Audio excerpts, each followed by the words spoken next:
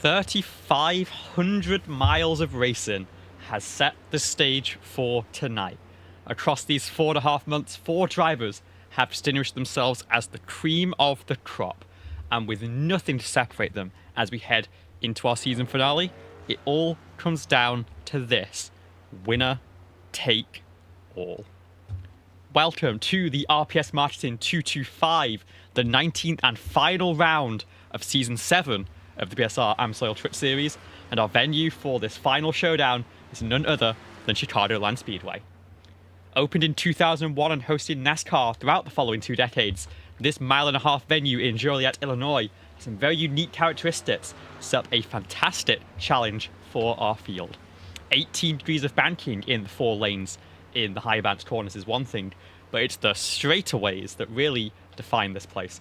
On the front stretch, a very sweeping tri-oval arc with 11 degrees of banking and a very wide apron down below provides opportunities for brave moves and big runs into turn number 1 to complete those crucial overtakes. And on the back stretch, it is a little bit of banking, 5 degrees, but more importantly, it never stops turning from the exit of turn 2 all the way down to turn number 3. Track temps are absolutely scorching today, already up at 110 Fahrenheit as we move into the afternoon here in Illinois. And so expect those right rear tyres to be in a lot of trouble by the end of the stint. Thank you all so much for joining us all season long on JCTV for our coverage of the BSR AMSOIL Truck Series. As always, I am Olivia Hayward, bringing you all the action from lights to flag, and today I am joined by the wonderful Josh Coppenall as we look to crown our champion. This Championship 4 has been strong all season long with 2 wins apiece, so who do you think has the best shot of failing here under the Chicago sun? Man, you can give a case for all 4 of these drivers. There's not enough time for me to go on and say, you know, how I think each driver will do tonight. I will say, though, think of what happened last week. This track has a lot of the same characteristics as what we had last week. Half mile shorter, sure, a little bit narrower than Michigan, but it still kind of drives a lot like Michigan. You mentioned 18 degrees banking. Michigan has 18 degrees banking as well. So I think it'll be very similar to what we saw last week.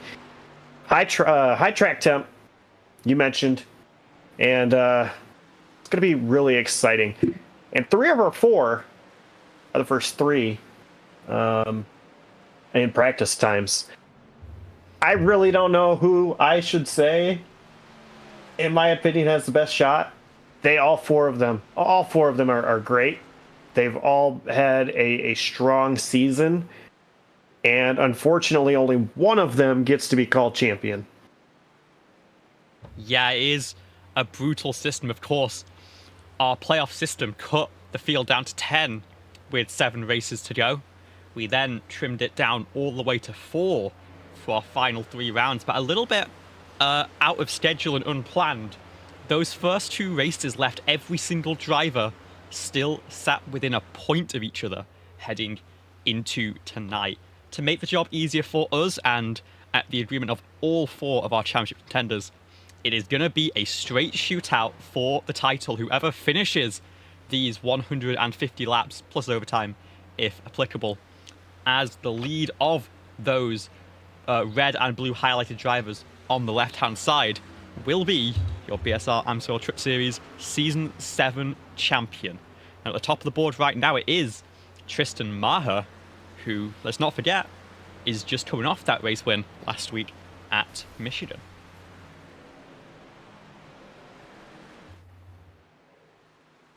Yeah, it was a strong win, too. He was looking for it for a long time. And actually, as a competitor in that race, our team chat got a little weird there at the end. Tristan wanted to stay focused. He muted himself. He was so determined to go on and win the race. He did so. Hometown guy, hometown win. I know Tristan, he's looking to take that momentum, Big Mo, and keep it going here tonight. especially as he sits top of the board in practice time. Yeah, that deafened bind for your Discord call, maybe one of the most important you can have on your wheel as a driver, just for when the moment becomes as crucial as it does. Of course, being pressured by teammates all the way to the end, but doing a great job to hold on to that pressure and bring himself back into the fight, because he came into that race all the way down, I think about 12-14 points off the championship lead, and that win is what has put him in this position with the other 3 drivers.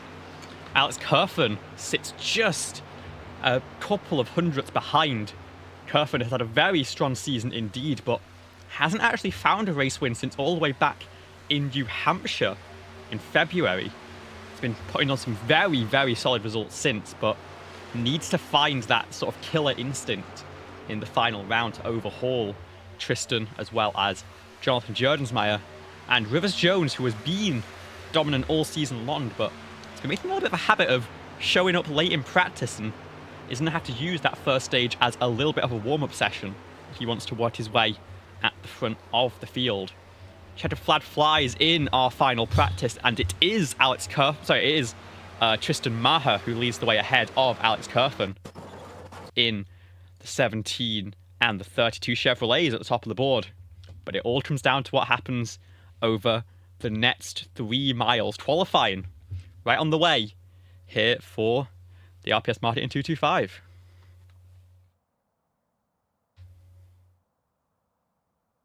Real quick, I do want to mention Rivers Jones. Not only has he connected to practice late, he's actually dropped out of the session twice due to packet loss. Currently not in the session. Going to spend all disqualifying time trying to get back in as fast as he can and hope that it doesn't happen again.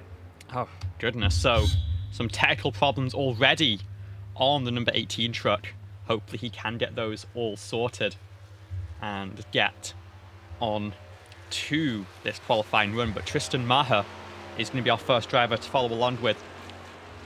Again, topped the practice charts, but conditions are going to be a little bit different. Going to have the clean air ahead, you see, goes down just to kiss that white line in the tri-oval to start lap number 1.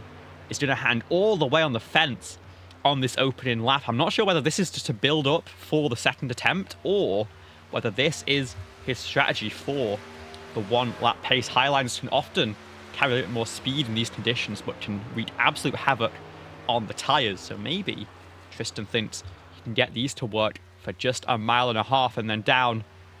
He's going to actually hold, not go to the apron here. So that makes me think this could be a warm-up lap. But it's a very fast warm-up indeed. He goes top of the board right now, and now he's going to try on the low side for lap number 2. Doing thousandths of a second over walls. And right back down to the bottom here in 3 and 4. Jurgensmeyer top of the board. That was lap number 2 for Jurgensmeyer. Kerfen doing the same. They've gained about 0.2 of a second over what Tristan set. What is he going to gain? It's going to be another 0.2. It's going to be by the narrowest of margins. The top 3 of our playoff contenders. Justin Durand now slots himself onto the outside pole. But 1/1000th between Jurgensmeyer and Kerfen. Tristan Maher, just a couple of hundredths ahead of them both, will lead the way as we hit the halfway point of our qualifying run.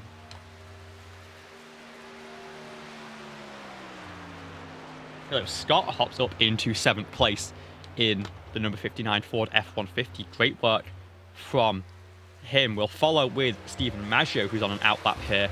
Rivers Jones still yet to take the track in qualifying. He might not be able to set a time, and we'll be relying on that stage break to bring him back into the fight. Here comes the number 51 for his qualifying lap.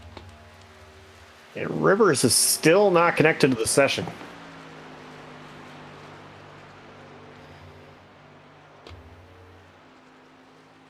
I believe since he has registered and I think has been in at least once, the spot on the grid will be kept available after we exit qualifying, and if needed, the grid timer could be extended to give Rivers one more chance to hop in. I really hope he can get that sorted because he's been so strong all season long. Was the championship leader.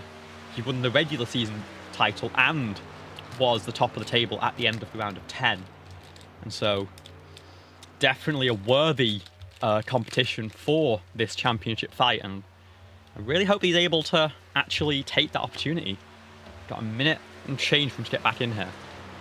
And I also want to throw out there, he had a life-changing moment today. He graduated high school. Today was his graduation, and he would love nothing more than to come in here after graduating and to win the championship. Unfortunately, having issues, so yeah, hopefully he can get in here and have something to say about the championship. Yeah, great moment there for Jones. Very congratulations from everyone here at JCTV. A lot of late entries into the session here in qualifying. I think we're now up to 23 drivers who have declared interest in this race. A few of them, of course, still not going to quite get into the session. But as the clock ticks down, it is going to be number 17, who is still actually out on track, I believe, maybe doing some pit stop practice. But he's going to be your pole sitter for the championship finale. Can he hold on to that spot going through until the end of the race?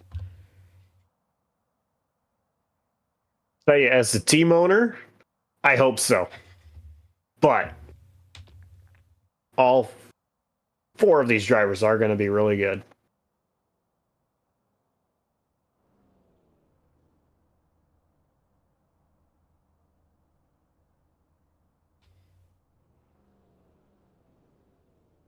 So as the field starts to get lined up for 150 laps of action here at Chicagoland, let's have a look at what our starting lineup will look like for tonight's event.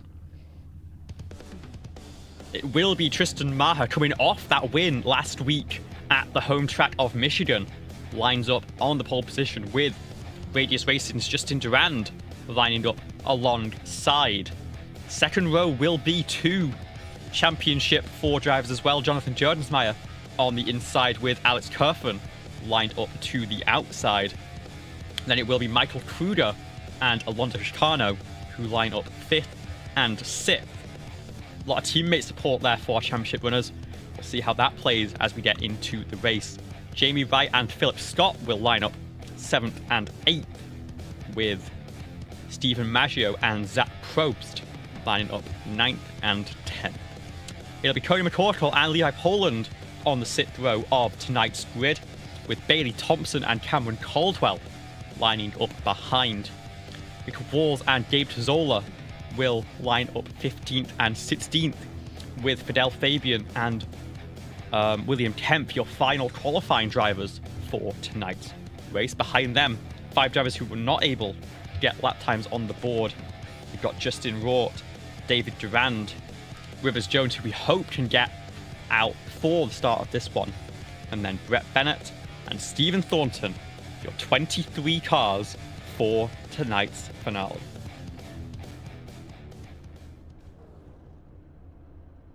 I'm ready. So the pace truck will roll off, and looks like, unfortunately, number 18 not currently on the grid. If he can get going, it'll have to be from the pit lane and recovering through the field. It'll be up to Tristan Maher in the number 17 to lead us around the track one last time before we decide our race winner. Josh, final pits, one last chance. Who are you taking for this one? For the race or the championship? Both if they're different. I'm going to take Justin Rand as the race winner. And for the championship, I'm going to go Alex Kerfan. Those sound like 2 very solid picks. Fortunately, I'm going to make this a little bit simple. I think Tristan goes back to back. I think he's got that momentum, that confidence. He knows how to manage the tyres in these sort of conditions. I think it will be the number 17 taking home the crown at the end of 150 laps. But enough of our speculation. Let's get to actually finding out who has what it takes to win here at Chicagoland and take home the BSR AMSOIL Truck Series Championship. 225 miles on the docket for our field. The pace truck rolls off. We are into the Geico restart zone, and we are green for the season finale here at Chicagoland.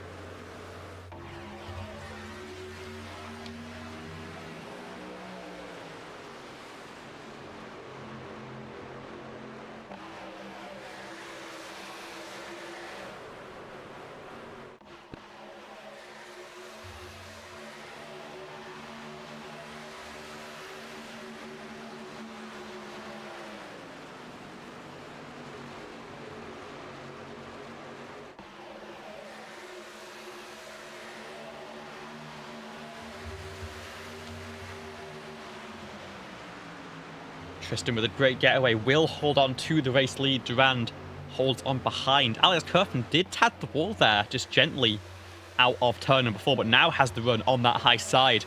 Jonathan Jerdensmeyer stranded low. Is going to fall to 4th position, and now actually Alonso Chicano going to try and put some pressure on and drop Jerd down into 5th place. It's going to be a longer first stage than we're used to here. It'll be makeable on fuel still, but those tyre conditions are going to be even more crucial.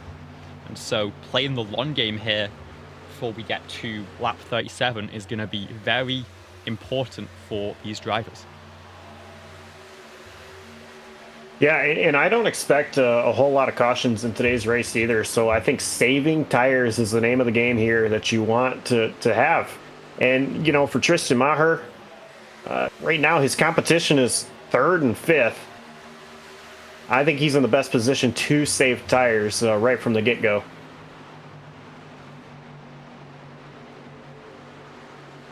Yeah, Justin Durand lined up behind your race leader right now. Not really looking for a move just yet. You can see out of turn number 2. Everyone sort of just washes up towards the wall. Normally, it would be a very scary concept, but of course, there's a little bit more room to work with on the backstretch here to carry that momentum off the corner.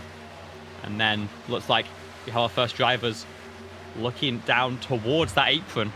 It's going to be a big opportunity for moves later in the race, but early on I think you're a little bit concerned about tyre wear as you come off and on that 11 degrees of banking. And a lot of these drivers choosing to sit sort of in the middle of the usable surface right above that white line. It's crazy. And if you look, I mean, even at the Cameron top, Caldwell has a moment through turns 3 and 4. Gets it gathered up. There's going to be a big check up behind.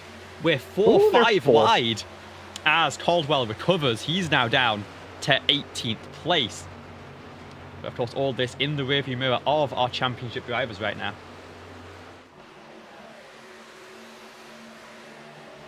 Four wide could be pretty sketchy. They made it through. Yeah, let's have a look back at what happened to the number 12. We come through turns 3 and 4 once again. No such drama for Caldwell this time. But here it is, and it's actually a little bit of contact from Justin Rourke that sends him up the racetrack. Big check-up, and great job from Stephen Maziev to not get involved in that one. He, of course, gets swallowed up as well, but will move to the back and recover. But a little bit of early drama a little bit further back in our field. At the very front, though, no such concern. Tristan and Justin lined up nose to tail. In fact, never mind. There goes Justin Durand to the inside onto the apron. Going to try and make that move stick. Has the inside line for turn number 1 and might just be going for your race lead. Justin loves races like this. He really shines. I believe this is one of his favorite tracks, and you know, that's kind of why I picked him as my pick to win here. He's had an off season, but he really wants to rebound and see him side by side with Tristan. Yeah, of course. Justin's going to lead that lap. Of course, for most of the field, not anything too tangible at stake for this race, but everyone wants to carry that momentum forward into Season 8. Big move, very close to the wall of Tristan Maher there.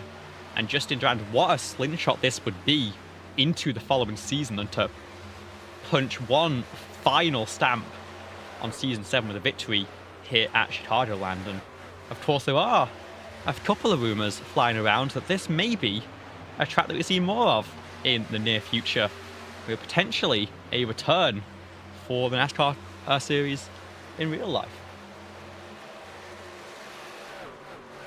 Yeah, this track is such a fun track, and I'm so glad that despite the fact that it's not on the schedule in real life, we're still able to come to it in the sim. I would love to see it come back in real life, but we get caution in the back. Gabe Cazzola around.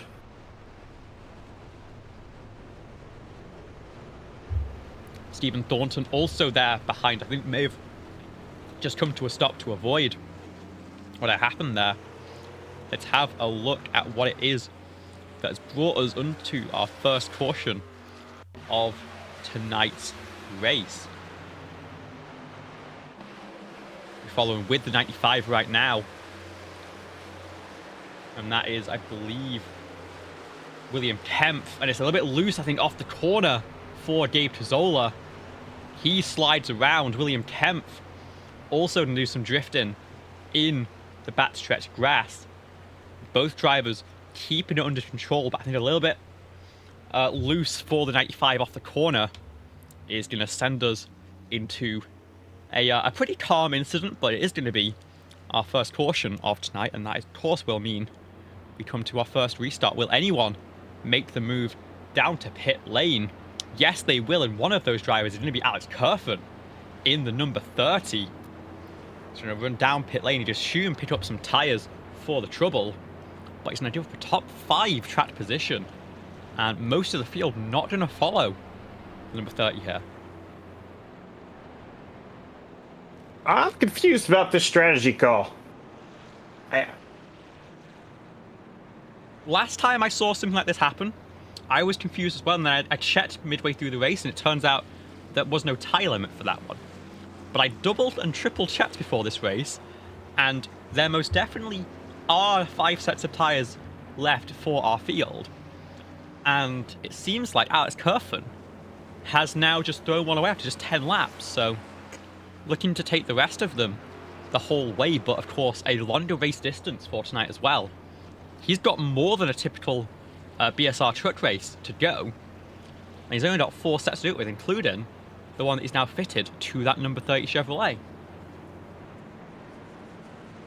As an admin of the series, I also checked to make sure that the tire sets were correct. I did so way earlier in the day. So I can even confirm that they only had 5 sets with 4 in the pits. But drivers are choosing Maher and Chicano go with the high side. And that's going to put Jurg on the front row. It sure is. 2 championship drivers will line up side by side. Of course, the initial start controlled by Barney up on the flag stand. But now we have gone green and come back to caution. It is going to be on the control of the right foot of Tristan Maher for us to get going once again. He had 10 laps run on this set of Goodyear tyres in 110 Fahrenheit track conditions. I don't think it'll be too tricky for these drivers to hold on to that, but there's going to have to be a little bit of patience shown on this restart and for the first couple of laps as everyone gets back into a bit of a groove. And we'll see how good Jurd's reaction can be out of that passenger side window.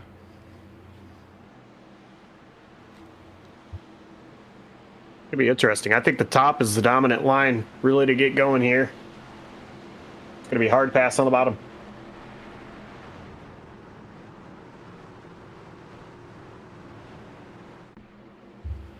Pace car will pull off once again. First restart of the night. Tristan will bring our field back to green, and it is a little bit of a wobbly start for the field behind. They're fanning out at the back of the field, but Jurg got a very good reaction indeed and is going to contest on that low side through turns 1 and 2. Of course, the high side probably preferred lane here, but given the choice of starting on the first row or the third for this restart, Jurg chose to start at the very front. And now Chana's looking to the outside, trying to find that very top lane for some daylight. It won't end up happening. But we filed through. Tristan still defending that sort of middle lane. Walls is going to be a driver down to the apron in 7th place. And it's between Jordan and Chicano here for second. Can the 0-0 hold the momentum on that low side? Doesn't look like it, and it looks like in fact Michael Kruger might now be about to move past as well. Yeah, that's what I'm talking about. The high side is where you want to be if you're defending a pass. Oh, they're making contact in the back. Curfan was in the middle. Maggio on the bottom. They all keep it going straight. And that was very sketchy indeed for, again, one of our championship contenders. Unfortunately, we do have one of the 4 already out of the running early with some issues before getting to the grid. Could be another one, but here comes Curfan, not wasting any time on the low side here. He's going to fly past. You see how much stronger those tires are. He's now ahead of Jurgensmeyer and up into the top 5. Got a time historian back in just a moment, but look at this fight that Jurge found himself in, as a little bit of chaos been sown by Alex Curfan at the front of the field. If stage points were awarded, I would say that this is a genius move by Curfan, because he's all the way up to 2nd place already, and there's still plenty of time before the stage ends. Somebody's in the wall. I believe that it's Thompson. But no stage points are going to be awarded for our championship drivers. Yeah, I mean, this is a strategy we did see last week at Michigan, and it paid off massively, but that's what set the table for where we are now. And of course, drivers did agree that we were going to play this one all the way to the checker. And so there's not really too much to gain for Alex Curfan, who has now, it looks like, taken the race lead in that number 30 truck. Justin ran now up to 2nd as well. Yeah, great work from them. Tristan falling down to 5th place now on those slightly older tires. But again, this is, you have to pay the piper before this race is done, and that is the real concern in this one. Only going to have 4 sets, going to have to take one at the stage, you've got to say. And so he's going to be hoping that this one stays green once again. If it does, then it's covering off a potential strategy for the opposition, but if it doesn't, then we are in a lot of trouble indeed in that number 30. I mean, I don't like this strategy call. I really don't. However, the clean air is so dominant in these truck races in iRacing. And, you know, if you can get out there and do exactly what Curfan is doing, he's going to be okay. It's going to be hard for anybody to try to contest with him when they all get back on equal tires, assuming that, you know, we race to the stage break and then everybody pits. So I'm not a fan of this call. As you see, Justin ran. He wants the stage win. He's not going to race Curfan easily here. And they are teammates, both from the Radius Racing stable. But, you know, like I said, I'm not a big fan of the call, but it can work as long as it stays green and there's no crazy amount of cautions at the end that may allow other drivers to take tires where Curfan won't have any left, and there is a caution. It is going to be, it looks like, Philip Scott. It's going to be Philip Scott, who has been looking so promising so far this season. But he's caught up in one here, and we'll bring out our second caution of the night. Let's have a look at what's happened to the number 59.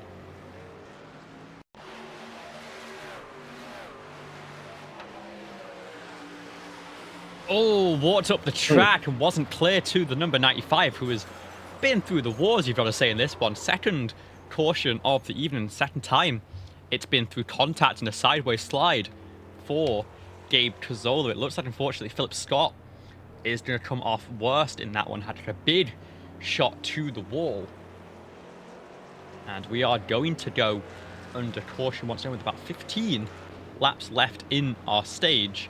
Now the question is, who is going to make that call to go down to pit lane?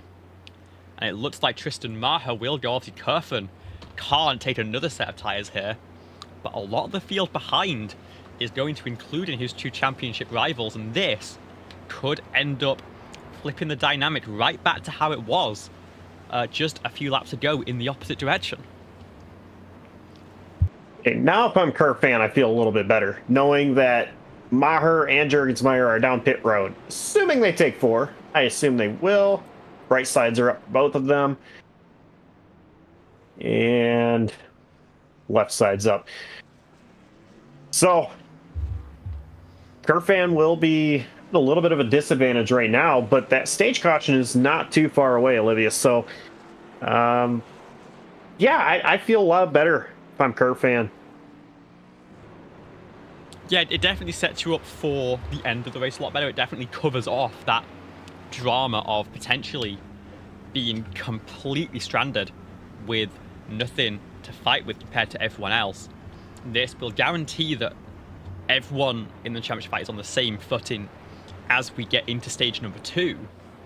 But you've got to think that with how quickly Kurfan cut through the field on the early portion of this race, and with a lot of the drivers up in front still being on the tyres they started this race on, Maher and Jonas are going to slice through like it's nothing, and are going to end up having the track position as we get to the end of the stage anyway. Rand is going to pick low. Kurfan is going to go to that high side. I'm surprised that Rand went low on that choose there. Has opened up that door for Kurfan, but of course, I'm sure the 5 hoping to get that reaction time and just slide up ahead regardless. And like I said, with them being teammates, maybe the plan is for Durant to get to have that preferred launch and just time it to however he wants, and then even if Kurfan can't quite fight it back, he'll at least be second in that top lane and won't be falling back very quickly the same way that we saw Jonathan Jurgensmeyer do on the previous restart.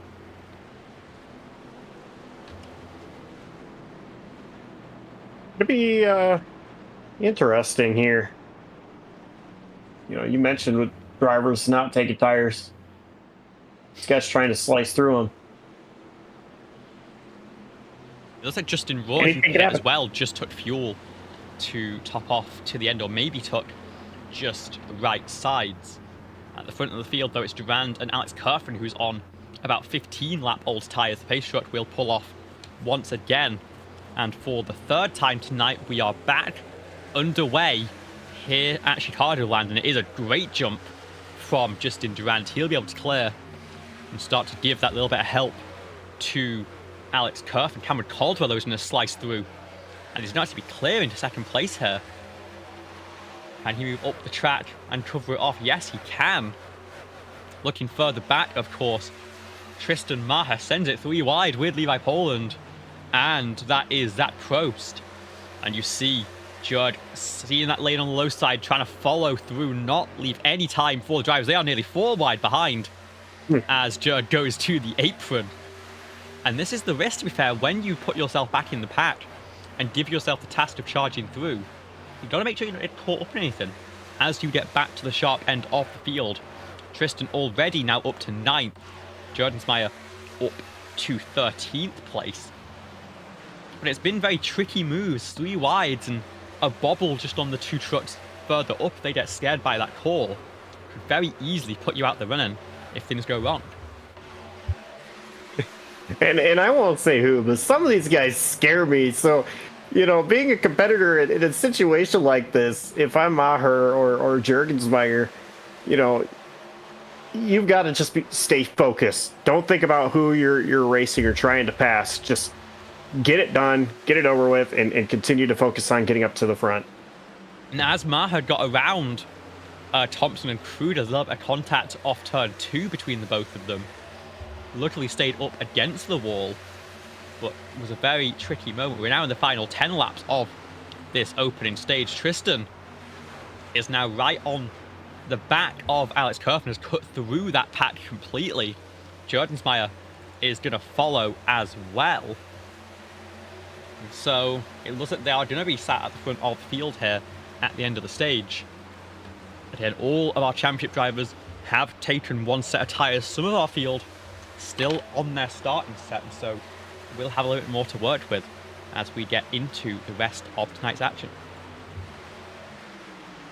I think if you're either one of these three drivers, you're going to want to be in the front when, or, you know, ahead of your other competitors when that stage caution comes out. We do have a battle for that third position. Maher underneath Kerfan.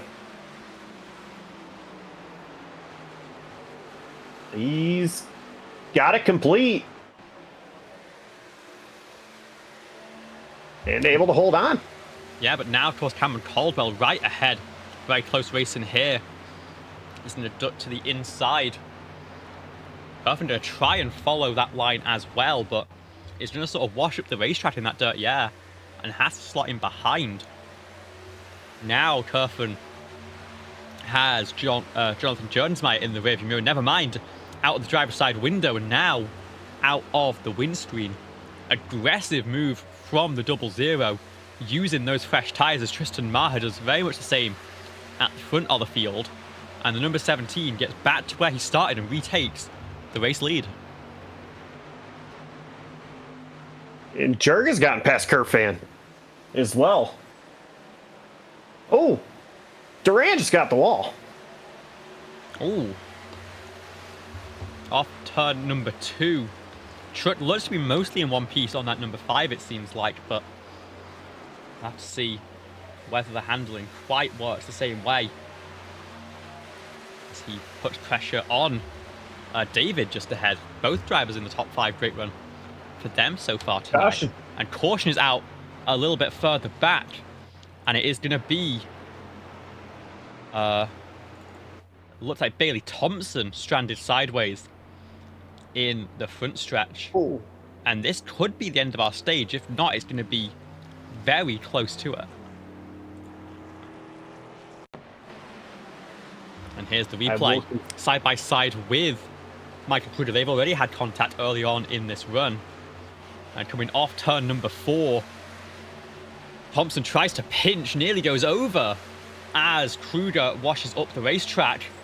Gets up into the wall, and the whole shot there from that was Justin Raw. Incredible move from the 76 to avoid getting caught up in that one. Let's have a look at that one from the roll bar cam, because that is going to be quite the dodge indeed.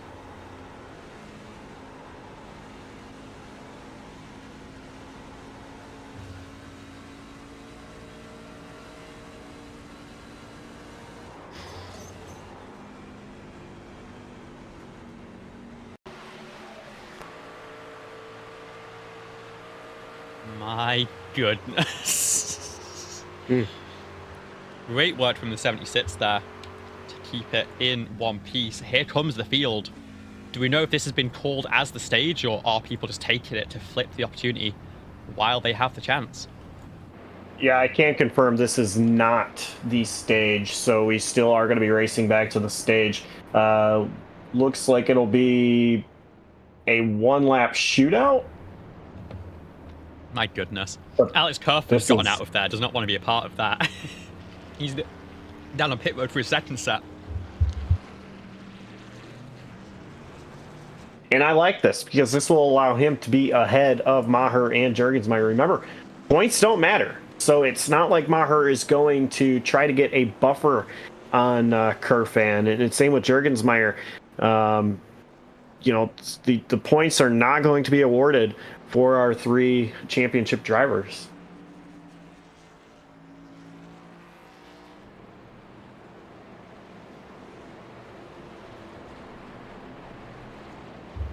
Kerfan as low as 12th place now. The third driver on fresh tyres here, and is going to be in a great spot for reading into the rest of the race. But then assuming, actually, that Maher and Jordensmeyer take the opportunity to pit at the stage break here, it has only been about 8 laps on the tyres. You'd think that with how extreme the wear has been that they'd want to do that. But as Tristan goes low and Jordensmeyer dips to the high side, there's a chance that maybe they keep the track position and keep the extra set in their pocket, knowing how long this race is and that overtime is, though it has been a rarity this season, still a possibility.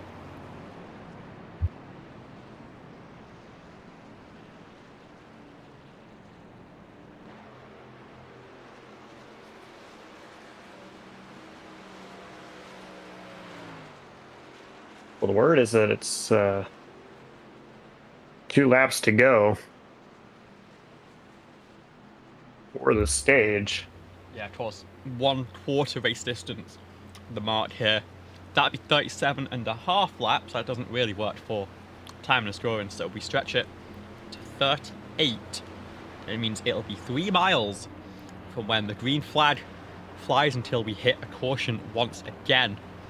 And stage points, of course, going to be a factor for the rest of our field, who are still jostling for their positions outside of the Championship 4.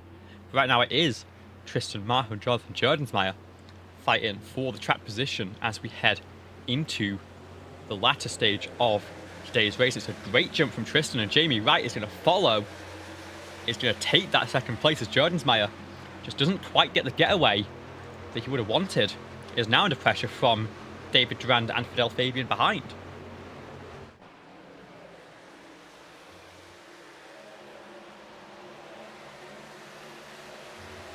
Wright is right there underneath Maher.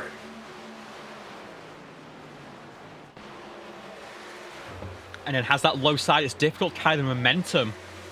Tristan will get there, will cover to that white line. Jamie Wright goes down to the apron, right to the grass, taking the shorter lane, but Tristan, with great momentum through the corner, is going to cover it off. Now Wright's going for the crossover in turn number 2. Jonathan Jordensmeyer also looking to put some pressure on.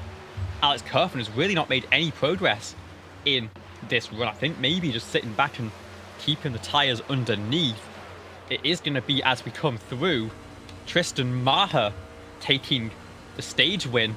Jonathan Jordensmeyer goes to the apron to try and pick it up off Jamie Wright, but it's not to be. That will be our stage caution. And as H9 does get waved back through for second place, you're in order at the end of our final open stage of the season. Tristan Maher takes the stage win, carrying that momentum over from last week ahead of Jamie Wright, Jonathan Jordensmeyer, David Durand and Cameron Caldwell. And then the rest of the top 10, Fidel Fabian, Brett Bennett, Alonso Chicano, Levi Poland and Cody McCorkle. So now the question is for our frontrunners, and especially our 2 championship hopefuls in Tristan Maher and Jonathan Jordensmeyer, do you stay or do you go?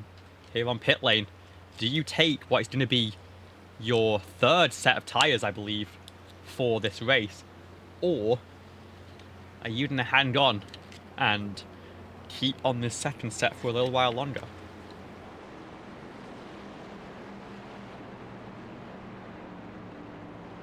I think you got to pit. I just... So, in that opening stage, we had 3 cautions. So the cautions are there. But I think drivers are going to get more settled in. And we see it. Pit lane, busy place.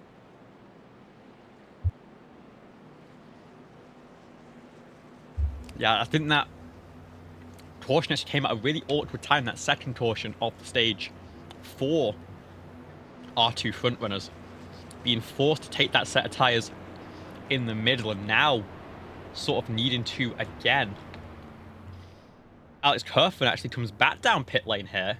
He's already taken a set. I think maybe just looking to top off on fuel to make sure that he's not restricted on fuel mileage compared to the rest of the field. He will get rolling very quickly and leave the pit lane second, just ahead of Maher and Jordensmeyer. So all 3 of them have ended up on exactly the same piece of racetrack now.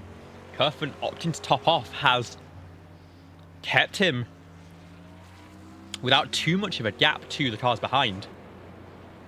And they are going to be in an all-out fight as we start our 2nd stage of the afternoon. 110 laps left to decide your Season 7 champion. I'm still confused. I mean, for Kerfan, he had the track position. And, I mean, he still does. But Tristan and Jurgensmeyer are right there. Kerfan, I mean, he was limping around on his tires, so I know that they're not too badly used, but I don't know. They're still used. They still have had a restart fired off on them. And Kerfan takes the bottom. Tristan and Jurg take the top. I don't know. I'm not a crew chief. I don't claim to be. Listen to any JCTV broadcast. I talk about this. I always say the same thing.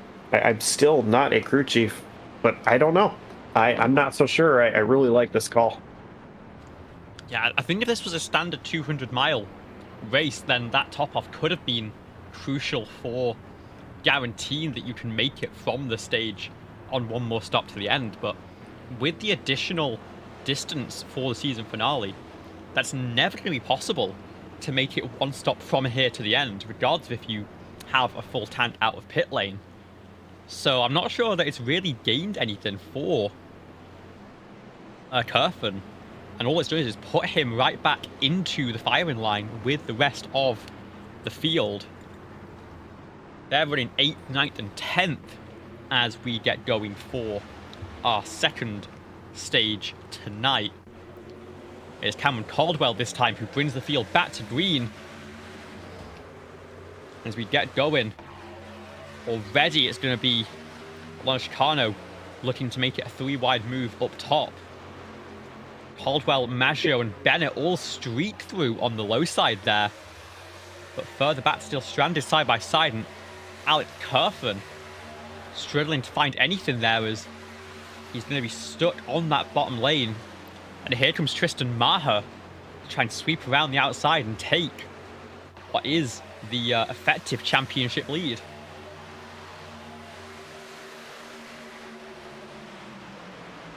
Good, trying to punch that same hole as well. Kerfen's doing a great job holding on right now, but now there's going to be a little bit of a logjam coming off the corner. I'm not sure he had anywhere to go with Justin Raw ahead. And unfortunately, that is going to shuffle number 30 back down as Tristan looking to make some big moves now up into 6th place. Judge stuck outside of 3. Kerfen stuck middle of 3. And this is not where you want to be in a situation like this. No, this is actually extremely sketchy. I'm nervous, and I'm in the booth. But they all survived so far. Not a lot of room for a Kerfan, though. They are really tight. Still stood in the middle of 3 here. It's so much trust in the rest of the drivers around you as well. Justin Raw does wash up the race after a little bit, but does it after Kerfen's cleared here and just doors Jamie Wright instead. But George can't take the run right now with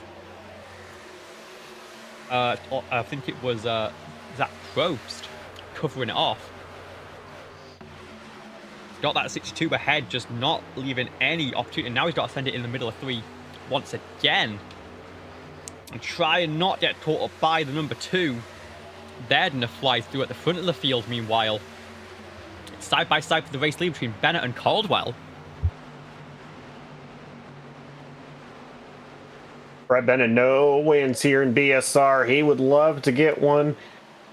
He's been off for a while. Currently leading. Neither can quite get that run and clear. Here, Cameron Caldwell sweeps to the outside wall out of turn 4. Covers that move off. I think it might get a little bit of a push almost from Brett Bennett here, who will now go back to the top side and needs to try and get his nose onto Caldwell's right rear before the corner exit. Otherwise, the 12 will just do exactly that once again. Cover it off now. Bennett going to try and hunt on the low side instead. Marham and Jones might just the tail end of this pack, holding on pretty well. Alex Kerfan's been dropped all the way to the lead of the next pack along. A good half a second or so back, and has to claw his way back to his championship rivals here. Maher looking underneath Maggio. Maggio, remember, is teammates with Jurgensmeyer. Might try to help Jurg.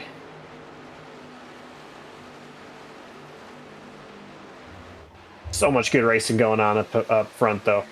Yeah, Caldwell doing a great job defending from Brett Bennett here. Has managed to fend off that charge for the time being. Like you mentioned, Maggio currently holding up Maher and Jurgensmeyer, who are now going to go side by side. And this might end up inviting Alex Kerfan back into the fight as well, who's just at the back of shot there. As they streak down the backstretch. Maher, of course, has that top side, has the slipstream on the straightaways and has the clean air in the corners. He will be able to clear with that run off the corner and hold on to 5th place and the championship lead. But there's nowhere to really take momentum because at the front of the field, they're still in what's now a 3-way fight for the race lead. Yeah, I was just going to say, look at the run that Maher has. I mean, it pulled him right back up to Maggio, but it is so hard to pass here. The top has the momentum, but you need to get to the right rear of the driver in front first. And that is hard to do. Yeah, Brett Bennett giving everything to try and do that to Cameron Caldwell and can't make it stick just yet. Kerfan still sat right around that half a second window away from Jonathan Jurgensmeyer. Has to close that up if he wants to stay in contention here. Of course, has that slipstream as Steven Maggio now going for a move for 3rd place on Justin Durand, and in fact tries to go 2 for 1 with Brett Bennett as well. Great run mid-corner off the corner and will be able to clear the number 6 and up into 2nd place. Maybe Bennett struggling a little bit for tyres, and now where does this leave the cars behind in that battle for 3rd place? Well, Bennett is all the way up against the wall now. Tristan side by side with Brett Bennett. You can see Jurg just trying to follow in the wheel tracks of Tristan right now. Has been for a lot of this race, knows that once one driver's punched a hole, you can quite easily pick your way through in the same gap. He's going to try and make it work on the low side here for 4th place. Further back, though, Alex Kerfan starting to get swallowed up by the field here. Chicano and Walls have slotted their way through. Walls went with the same strategy, topped off on pit lane under that last caution.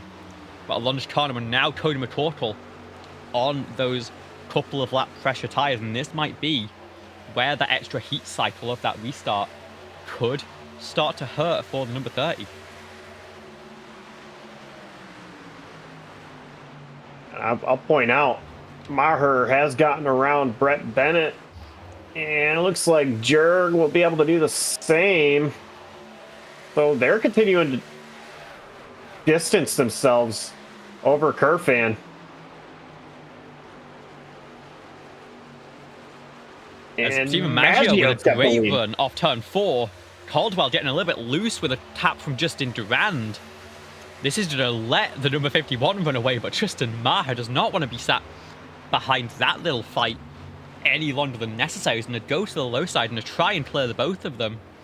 Once again, Jurg trying to follow through as well. Now it's Caldwell and Durand on the high side here on the backstretch. Does Tristan have enough in the tyres to clear off turn 4 and put his head down towards the race lead? And crucially, is Jurgensmeyer going to come with him when he manages that?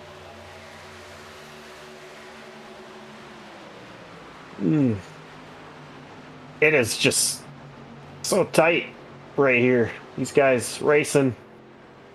Tristan's trying. And he's clear. He slides up in front of Caldwell. Great work from Tristan there, and then saw the opportunity present itself with the battle for the race lead and Maggio getting his way through. Made sure to put that pressure on and keep it on as quickly as possible, and manages to work on that and get through in 2nd place. And Jurgensmeyer, unfortunately, has been cut astray here.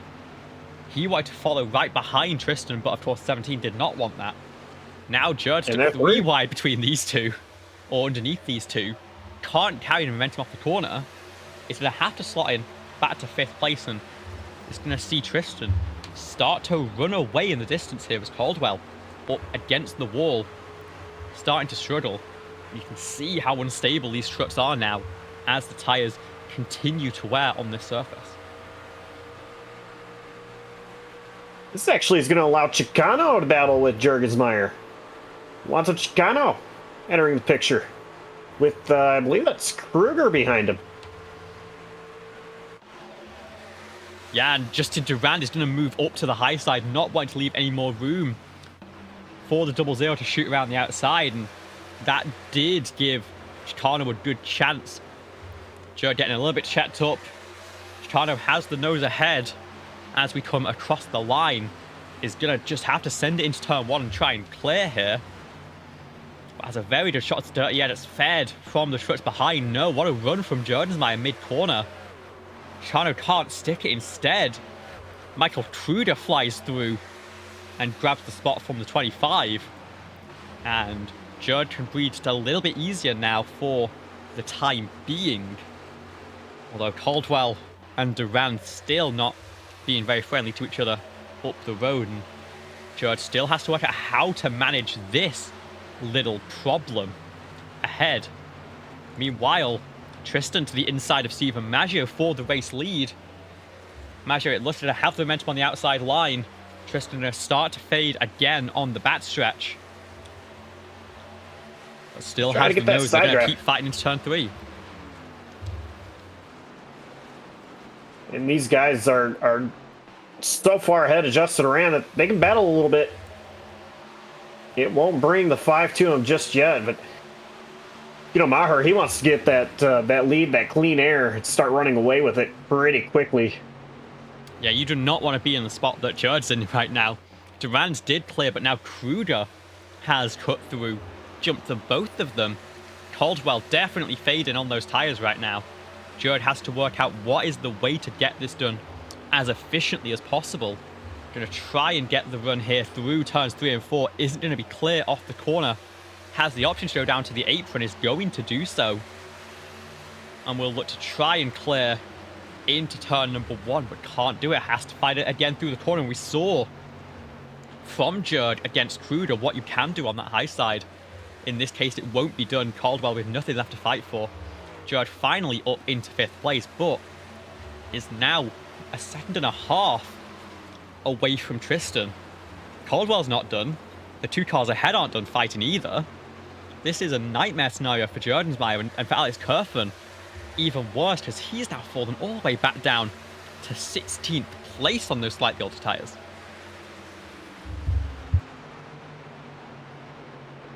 This is just insanity what's going on here. And Tristan continues to try to work on Maggio up front. But, man, this holding up Jurgensmeyer is really helping Tristan out. Tristan, I mean, he's being held up by Maggio as well, so it's a lot easier when it's a 2-car fight, though. You have the initiative there. You can choose to sit behind and only pick the spots where it won't lose you as much time. If you're Jordensmeyer here, as you've got sort of that pressure, in fact, he's starting to fade a little bit as Durand and Kruger are now starting to try and pull a gap. But if you're like a few cars back, you don't really have a say in whether the cars ahead choose to lose each other time or not. You're just bottled up behind that. And for someone like Tristan Maher in 2nd place right now, maybe knows that Maggio has the tyre life in this run so far and is happy sitting behind and letting the 51 do the work right now. Again, it's a 2-second gap between the 17 and the 00 for that championship lead.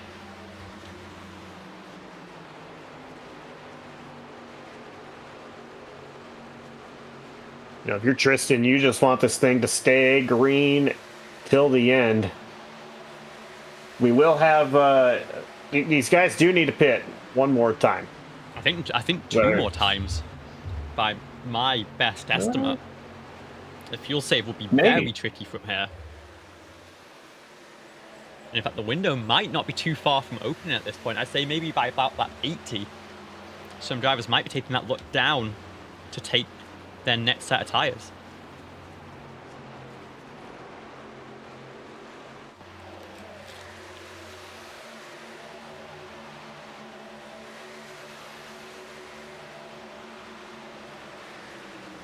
It'd be interesting to see what calls are made here.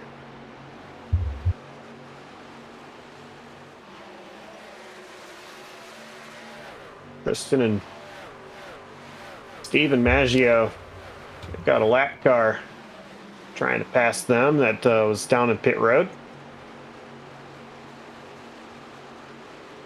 That's Philip Scott, who was caught up in one of the earlier incidents. Took an early stop just 5 laps ago to get back into the lead. He's just about clear of those front 2 now just 1 lap down on the field. Of course, he will likely inherit the lead lap once again when the field comes down. But maybe a little bit taken out of rhythm for that battle for the lead. Stephen managed to hold on to the race lead. And we've got a massive battle on the fringe of the top 10 here. Cameron Caldwell still fading on those tyres, has not managed to keep hold of them as well as he would like. Running 2 by 2 behind for the next 5 or 6 spots. And right at the tail end of this group is your championship contender, Alex Kerfen. Started in 4th place, but doesn't seem to have pulled the stretch very well. That is into the grass. That's Jamie Wright. Does he manage to gather it back up here? He's going to rejoin nice and safely on the apron and into turn number 3. Falls to the tail end of that group. But what a fantastic save from the 89. He just gets a little bit too high off the wall, into the wall off turn number 2. Has to manage the bumps on that backstretch grass and make sure to not cause any incidents on the way back up. We stay green here at Chicagoland. Track temp is high, 110 degrees Fahrenheit still. It's hard to save something like that.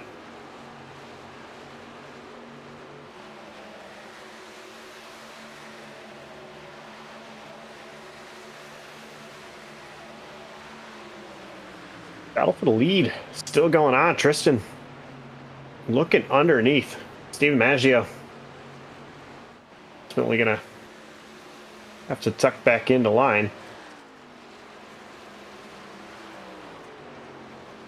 And this could influence pit stop decisions as well. It depends on how much traffic you have ahead. And for someone like Alex Kerfen, who has that entire logjam of the battle for the top 10, and in fact, right as I say it, Kerfen pulls down pit lane on lap 72 to kick off the pit stop cycle.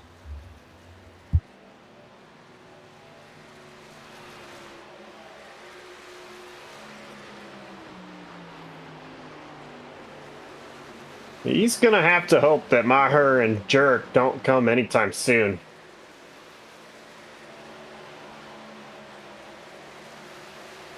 I think this might force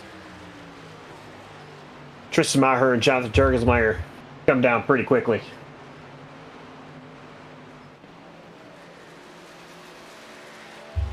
The gap was about 5 seconds when Kerfen pulled the trigger there. And there's a couple of laps for Jordan's match to cover off even more for Tristan Maher. Fall off is at about 2 seconds here from the fastest laps these drivers have done. And so, if you want to try and cover that move off, it's got to be sooner rather than later. There's always the possibility that the driver decides to go a little bit longer, choose to not respect that move, and decide that the fresh tyres later in the race could be enough of a factor to keep them in the running.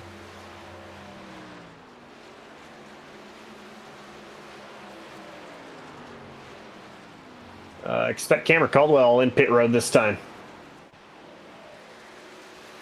I mean, not too surprising from the number 12, has been really struggling on those tyres. We're now at the halfway point, a slide all the way on that yellow line on the way into pit lane.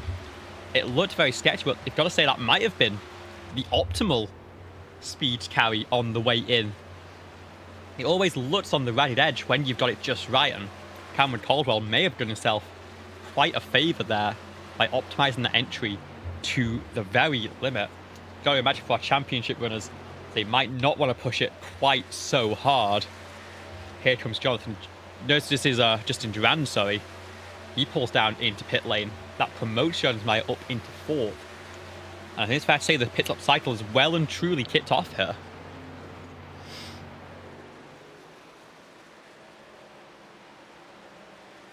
Now, all you're hoping for is if you're a driver that has not pit, but a caution does not come out.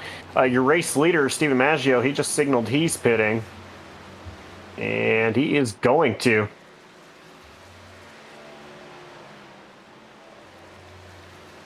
I heard Jurgensmeyer. Tristan there to immediately run that middle lane, not take any risks, not worry about having to go side by side onto pit entry.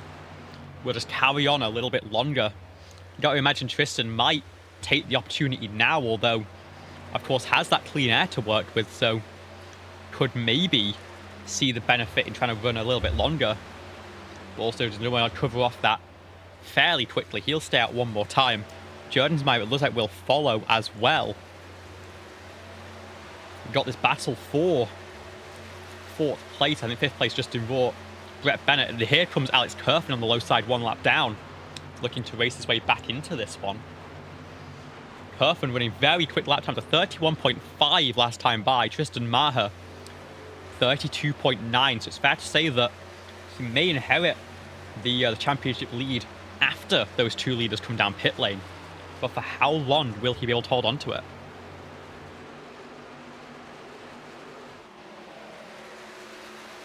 Yeah, I don't know.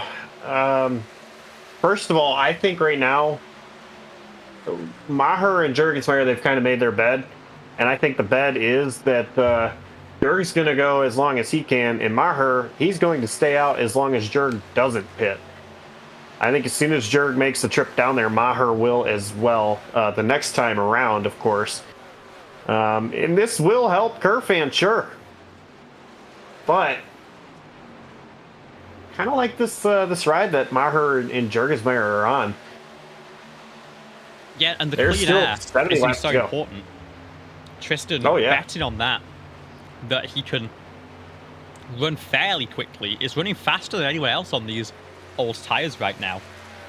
So there's some justification to it. Alex Kerfen, of course, is on fresh tyres, but has to cut his way through a little bit of traffic. Has just gotten past Jonathan Jurgensmeyer and has a pocket of air before getting to Tristan Maher as Jurg takes that signal onto pit lane. Actually quite a safe pit entry, I've got to say, for the 0-0. And now the question is, does that force a response from Tristan from the race lead? He was a couple seconds ahead. So I think if he doesn't pit now, he'll be safe to go at least one more. See, yes, he's coming. Corner, though, he's going to go for it. How aggressive is the entry? Slideways, but not pushing it all the way. Gets it just down to speed at the line. That hands off the race lead to Alonso Chicano in the number 25 with William Kempf behind. Let's follow as Jurgensmeyer rolls off pit lane. Kerfen is well out in front. Got himself back onto the lead lap. So great undercut strategy for Kerfen right now. You'd imagine Tristan in a very similar spot. He's still on the jacks right now. And is just in a roll as Kerfen flies past the pit exit cone. So a big pressure, a big gap for them to close in to the number 30. But of course, it's a 10-lap tyre delta between themselves and Alex Kerfen.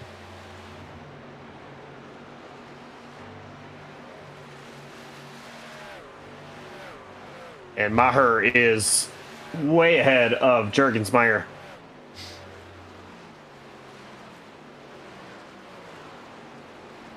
That's a 3-second gap between the two of them, so great work from Tristan to cover off that undercut from Jordan.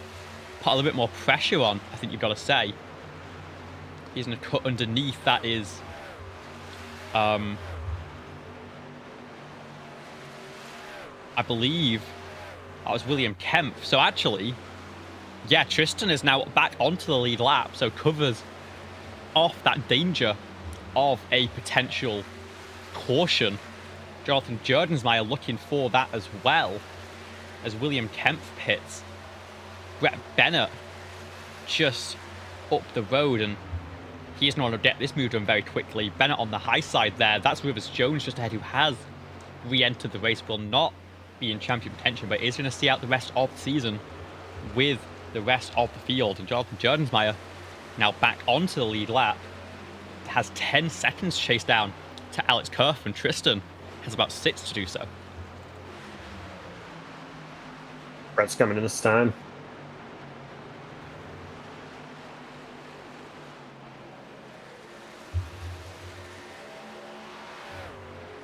So David Aran, the race leader right now. The top 5 still have yet to come into pit road. And they're all under a blanket here. Within 2 seconds from David Duran to Jamie Wright in 5th place. You got to imagine they're running out of fuel in the tank at this point. Durand will come in this time by. Probst will do the same. Eli Poland will take the lap lead. Spins. Ooh, and was that speeding as well? Let's roll it back. Gets a little bit high, has to lock it down, crosses the cone sideways. And you know what? May have gotten away with that one in terms of race control. But of course, they've lost a little bit of time on the way in. That'll be an advantage for the likes of Poland, McCorkle, and Wright, who I'm sure will cover it off very soon indeed. Yeah, Poland opts to stay out. In fact, all 3 of them are going to go as far as they can and maybe hope for a caution to give himself a free pit stop.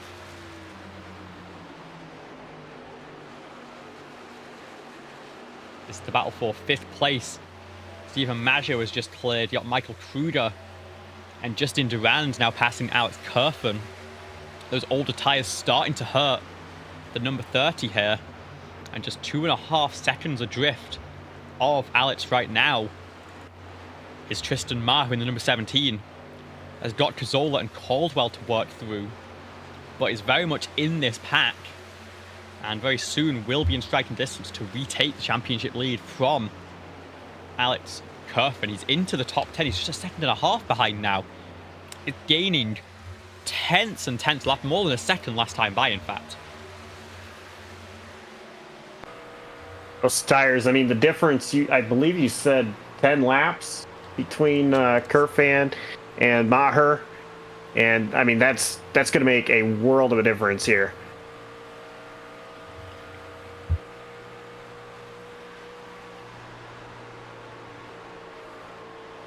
You see Cameron Caldwell up on the high side, 14 lap old tyres on the number 12 truck, 17 lap old tyres for Alex Kerfen. Tristan Maher just 7 laps on the set of Goodyears, and this time gained 1.1 on Alex Kerfen. Caldwell going to try and clear a rate of knots. Tristan Maher comes up to both of these drivers. He's going to try and send it through. He has to go to the low side to make this stick. Caldwell has no way of fighting that. Kerfen has no way of fighting that.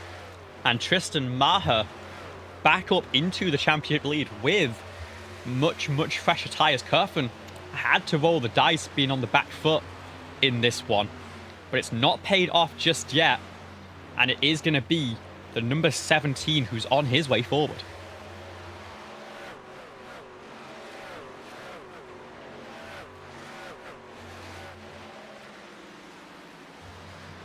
This race really is shaping up to be Tristan Maher championship race. But still, 59 laps to go. Anything can happen. We know that. And just kind of a reminder, you don't have to win this race. You just have to finish ahead of the other drivers that are also in a fight for a championship. In this case, it is Tristan Maher, Alex Kerfan, and Jonathan Jorgensmeyer. Rivers Jones actually is here as well, but 71 laps down. His bid for a championship was over as soon as it started. But, for Maher, running fourth place right here, he'd win a championship. Yeah, but you do want to win the race as well, and with fresh of tyres that he has, it's not going to be long before he gets into the race lead. Now working on Justin Durand for third place. After that, it'll be Michael Kruger, and then Stephen Maggio, 5 laps older on the tyres for the trucks ahead. And the number 17, most of all, I think just wants to be in clear air, out of harm's way at the front of the field, because that is going to be a huge relief for Tristan as we start working into the final 50 laps.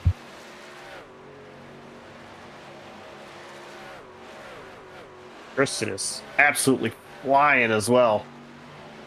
The advantage that he has on tires over everybody else. And, now I think you can't wait a really long time to pit after your competitors. I believe that Kerfan will start the pit cycle once again. And right now, Maher is 4 seconds ahead of Kerfan. I think you pit shortly thereafter, either Kerfan or Jorgensmeyer. Stay ahead of the game. Keep the track position. Yeah, this is part of the strategy. It's part of why Kerfan did what he did early on. You've got to balance your risk with the position that you're in. If you're on the back foot, you need to take swings at whatever you can to get the move done. If you have a 5-second lead, as Tristan Maher does in this championship fight, as he works on Stephen Maggio for the race lead, and he's going to have the inside line into turn number 3, and it looks like clear for the race lead. You've already done the work you need to do. You can hold serve at this point, not take any major risks, and cover this off. The main fear at this point is a caution. But there's nothing you can really do either way on that. It's to hope that it does stay green, as back in this battle for P7, Alex Kerfan has now been passed by Jonathan Jorgensmeyer, who of course pit 1 lap before Tristan Maher. You can see the handling on number 30 already starting to fall away. 25 laps on that set of tyres. He's got to go about, you'd say, another 15 to get into a reasonable window to get to the end of the race. And Tristan has covered off Stephen Maggio at this point. Is still being pressured by the number 51, let's be clear. But has 5 seconds to Jorgensmeyer behind, who is on basically identical tyres. George still has Cameron Caldwell to deal with, and Michael Walls breathing down his neck into turn number 3. Tristan is in a fantastic way. He just needs to consolidate, not take any unnecessary risks, and not make any unnecessary mistakes. Let's see how he can execute. We are on lap 100 now. Next time by, it'll be the 2/3 mark with just 50 laps to go in Season 7. And right now, Jorgensmeyer will need a 10th a lap to catch up to Tristan and take that championship spot.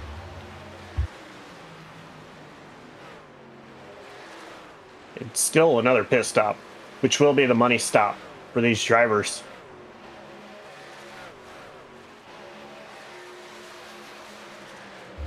We still have 18 trucks on the lead lap here, so any caution would throw everything wide open for the entire field. And of course, our championship runners would be in a tricky spot as well. You've got Caldwell and Walls battling for 7th place behind. This is Stephen Thorne, who's just left the pit lane. Always a polite driver, not wanting to get involved in too much of the lead fights, but needs to cut his way through. Is going to have the very effective tyres on the low side and move past Jonathan Jorgensmeyer here. But it's just these little things that are going to continue to make the job harder for the 00. Now he has a bit of dirty air to contend with if he chooses to run on the same line as the 46 ahead, at least for a couple of laps.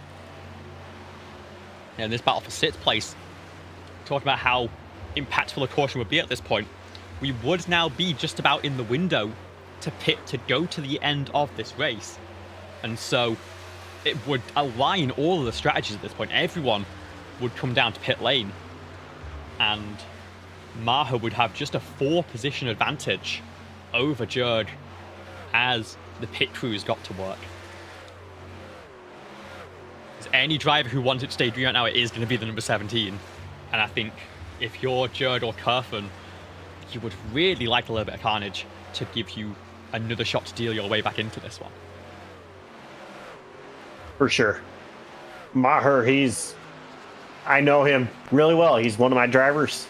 And I know, he's wanting things as calm as possible in his voice chat. He is wanting to stay focused. He hopes that his family doesn't bother him right now. He just wants to stay as focused as he possibly can for the next 47, 46 laps at the line.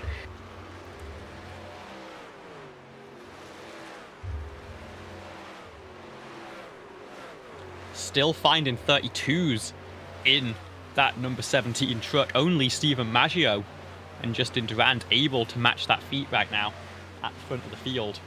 Alex Kerfen last time by did find a 33.0, so it does seem like there's a quite level plateau for these Goodyear tyres once they get into this mid-phase run, before of course finding that cliff, I'd say in about 10 laps time for Alex Kerfen.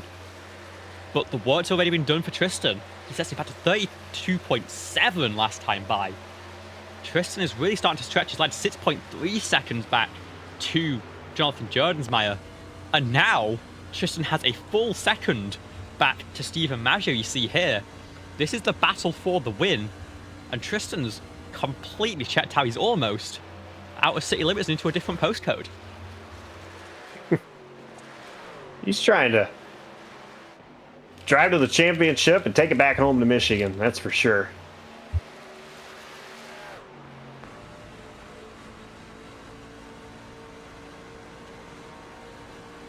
Tristan Maher, just a phenomenal driver.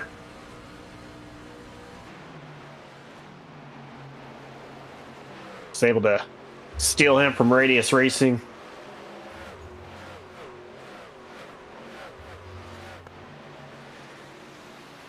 Radius Racing struggling in this one, of course. You've got this battle, the tail end of the top 10. Chicano sort of feeding a bit of dirty air to Alex Kerfen almost.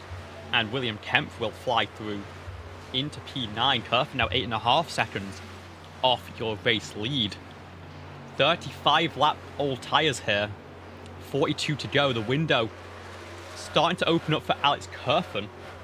But I've got to say, I don't think at this point Tristan is focused on covering off Alex Kerfen.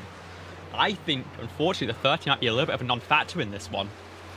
And it might be more about making sure that the 00 can't spin something unexpected at the final stops. I think when Jordensmeyer pits, it'll be Tristan following one lap later once again, as it was in the first cycle. And Alex Kerfen will just have to hope that he can find something from out of nowhere and surprise Tristan with a charge for the race lead. Battle for 6th place, very hot indeed. Cameron Caldwell ducks to the inside of Walls off turn 2, goes to the wall in turn number 3, cleared and immediately took that lane. But Miko looking to try and fight back now as we come through the front stretch. Lon Chicano looking to try and pick his way through as well. Has much fresher tyres than both of these drivers. And you can see from the performance here, 25 might try and slot into the middle, can't quite make it work. But Alex Kerfen sees this out of the windscreen. This is not helping him at all. And like we had last time, he pit to get out of traffic, to get out of a battle. Probably this very battle itself. And I'm wondering whether he's going to make that same call very soon indeed. We are in the final 40 laps. Cameron Caldwell turns! Alonso Chicano letting a slide. That's going to bring out the caution. William Kempf also sideways on the front stretch. And with 40 laps to go, everything is back up in the air. Oh my goodness.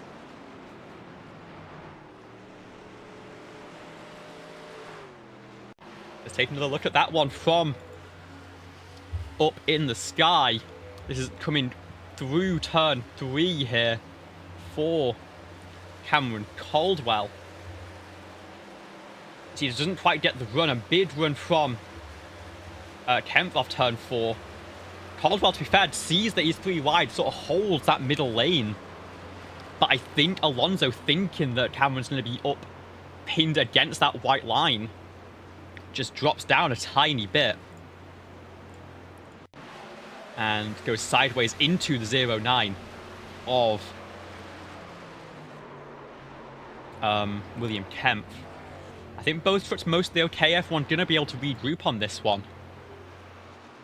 But now, what Tristan did not want to see, he had the advantageous strategy. He has the track position still. But as he brings the field down onto pit lane, it is going to be a battle of who can make it through this final run. It's a run similar in length to that opening stage of the race. This time it is going to be for all the marbles. You don't want to make any mistakes on pit road at all either. I mean, that still is a factor, something that can happen. Carfan slides through his box. He's got to back up. What about Corkle? I think McCorkle missed his box. Judd goes for 2 tires. Oh, man. Big move from the 0-0. 9 seconds stationary for the 0-0 crew. Rolling the dice here, knowing that something special needs to happen. I'm wondering whether it's an all-in bet a little bit too early for the crew here, because Tristan Maher is right there. And we've got to make it 36 laps to the checker. I cannot see any way that those tyres survive unless that left side wear has just been incredibly low. But I cannot imagine that's the case with some of the four-wheel slides we've seen. Track temps still well over 100 Fahrenheit. I think it's a bold move from Judd, but I don't think it's going to work out for him. As you see, McCorkle does peel down pit lane there to actually take service this time. Which way does Judd go on this defense? He's going to go to the high side. Tristan will go low. Again, it's a bit risky. The low side can get swallowed up on these restarts. And Stephen Madgen a challenge on the top side. Alex Kerfen will also go low here. But it is going to be a duel now between Jonathan Jordensmeyer on 2 tyres at the front of the field. And Tristan Maher on the inside has to react, but has those left side tyres as well. I think this could be a very dangerous restart here for the field behind if Jordensmeyer can't get the power down here. Those like 30 lap old left side tyres. Oh yeah. The right sides obviously matter a lot more, but I still don't like those left sides being 30 laps old.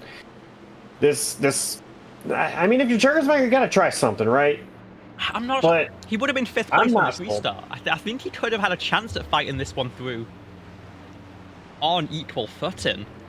I think it's a better shot than taking this sort of gamble. The pace truck will peel off. We'll see very shortly if this is going to work out for Jonathan Jordensmeyer. He's in control of the field here. We get back to race and actually gets a great jump on the restart here. Does Tristan slot in? No, cannot get clear of Stephen Maggio on the way into turn number 1. Jordensmeyer on the low side. Tristan now clears, going to try and sweep around the outside. He's going to make it happen. And I think Jordensmeyer's going to sit like a stone here. He's being swallowed up middle of 3. Middle of 4 even there as Alex Kerfen wants by. This has not worked out for the 0-0 whatsoever. He's down to 11th place already. I think going to be 14th or 15th by the end of the first lap. Tristan Maher still being challenged by Stephen Maggio, an old rival in this race.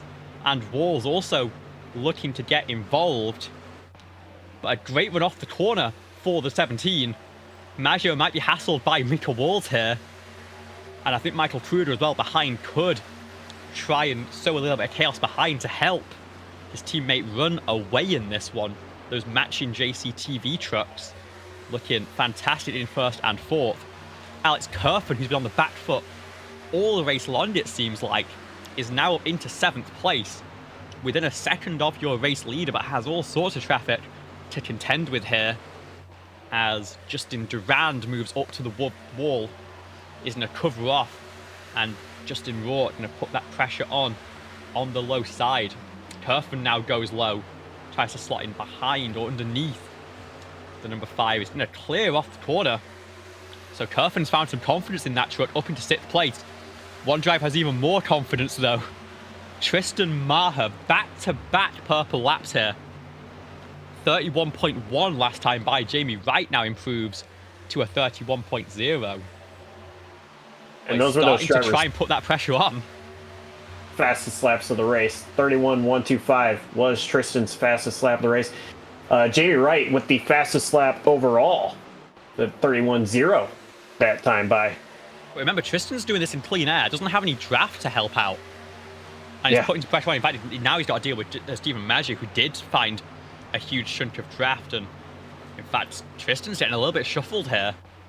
Now it's Walls putting the pressure on. Got to make sure to not come down off the wall in turn 2.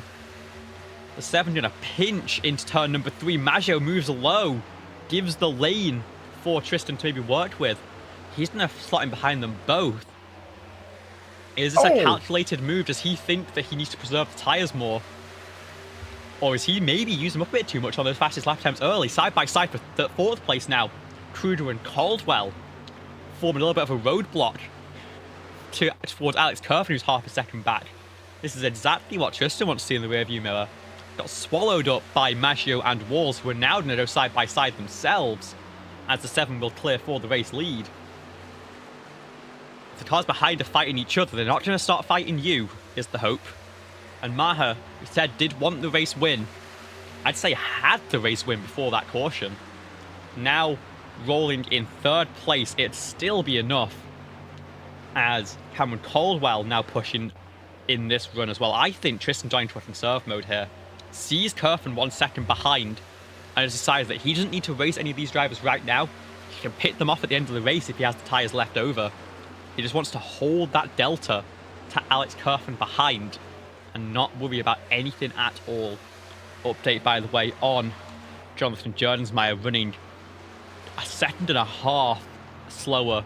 Those left side tyres really not working out for Judd. He needs a caution now to let him make another stop and reset to the field. Otherwise, his championship is gone.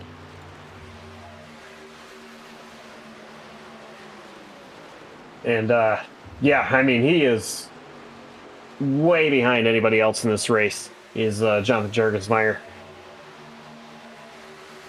But, you know, talking about earlier when Caldwell and Kruger were side by side, you know, and kind of creating a wall that if Kerfen was there, wouldn't be able to get through.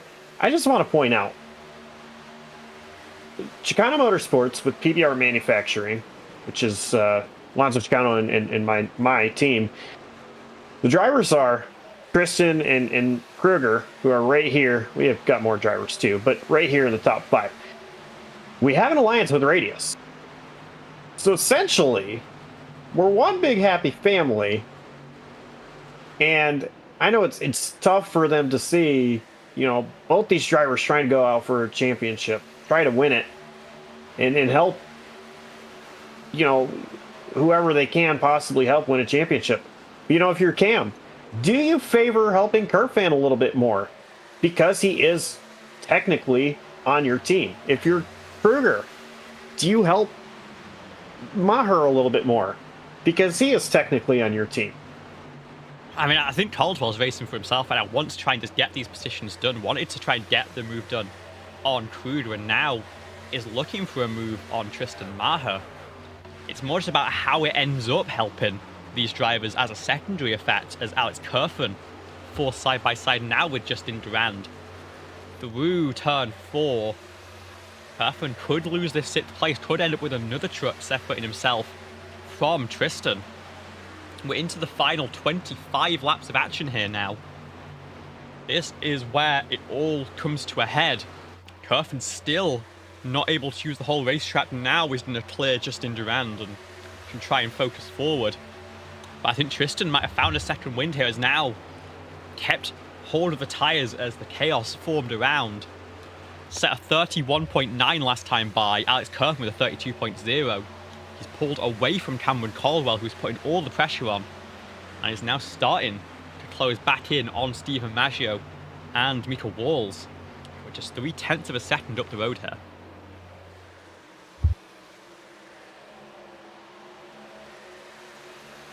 Side by side, fourth once again. Michael Kruger underneath Cameron Caldwell. Kruger is clear. Is he going to be able to hold it? He does. So Kruger gets up to P4. Now Justin Rand was able to get past Kerfan. Kerfan back side by side with Durand. And I talked about the teammate game here. They're both radius. Something happened with Caldwell. He's back in the clutches of Justin Rand and Alex Kerfan. As Durand goes underneath Caldwell. And Justin's going to take the position. However, another Justin Rott, side by side with Kerfan. And all this is happening. There's a battle for the race lead as well, as Maggio's going to take it from Walls. He does make a stick. And this brings in Maher. Maher into the picture underneath Walls.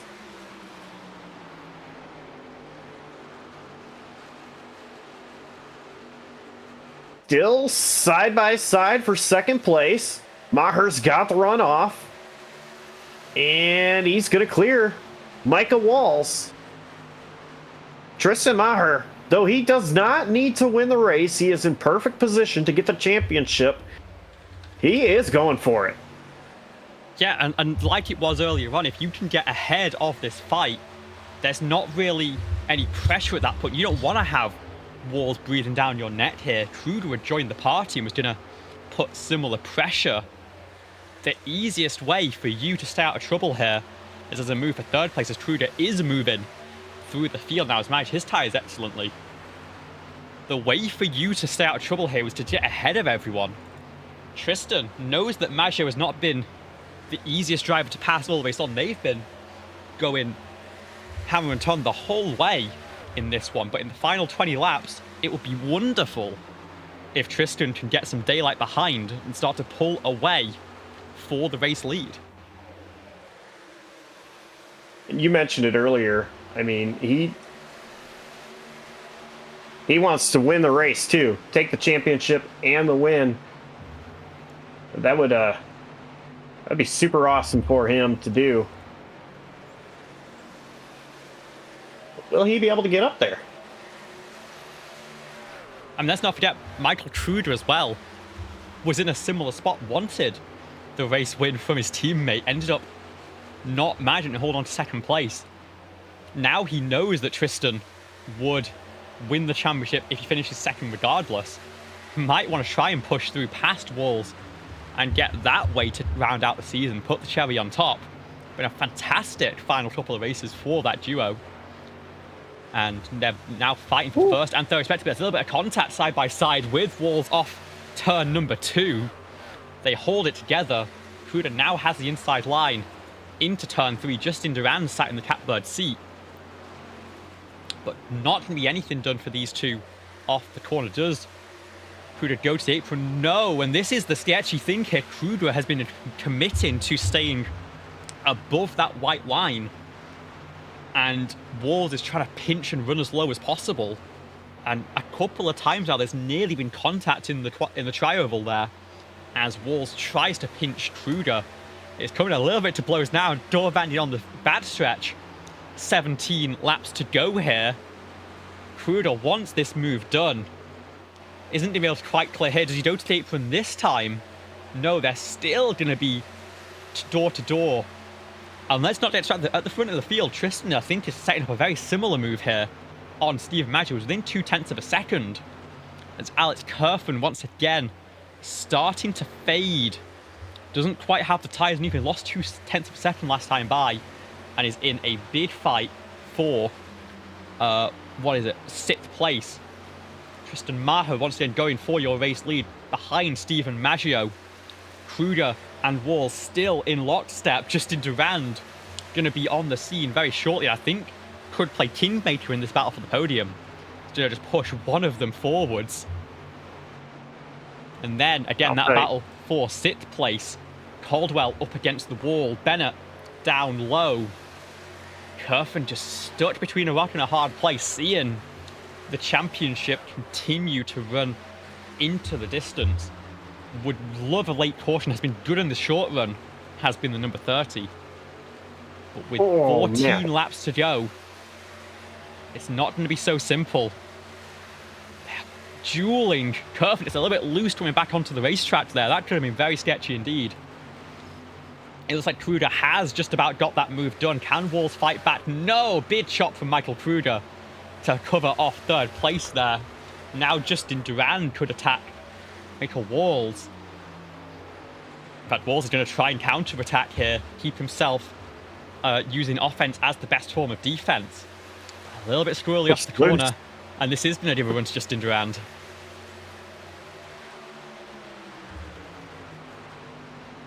Yeah, Durand's looking to the inside of Walls, who goes right back up towards that wall. And as this happened, as Curfin, I think, scrapes the wall a little bit in the background.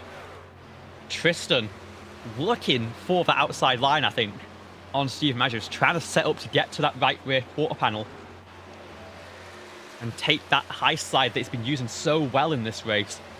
These two are so well matched. They have been throughout this run. Steven Maggio been a strong contender all season as well. I believe has more wins than anyone else in the campaign. Tristan would love to make that untrue. He's going to be close into turn number 3. He's going to go for that high side. Does he have the grip to carry the momentum and get there? Not quite this time by. Michael Kruger has well and truly broken away for third place behind these two as Walls and Durand continue to fight. Tristan looking for the momentum but just can't seem to get close enough to put that true pressure on. 10 laps to go. Next time by. Still a very fierce battle between Walls and Durand for fourth here as they go in turn number 3. And then, of course, Alex Curfin stuck down in 8th, has Bennett and Fabian ahead right now. Caldwell and Durand behind.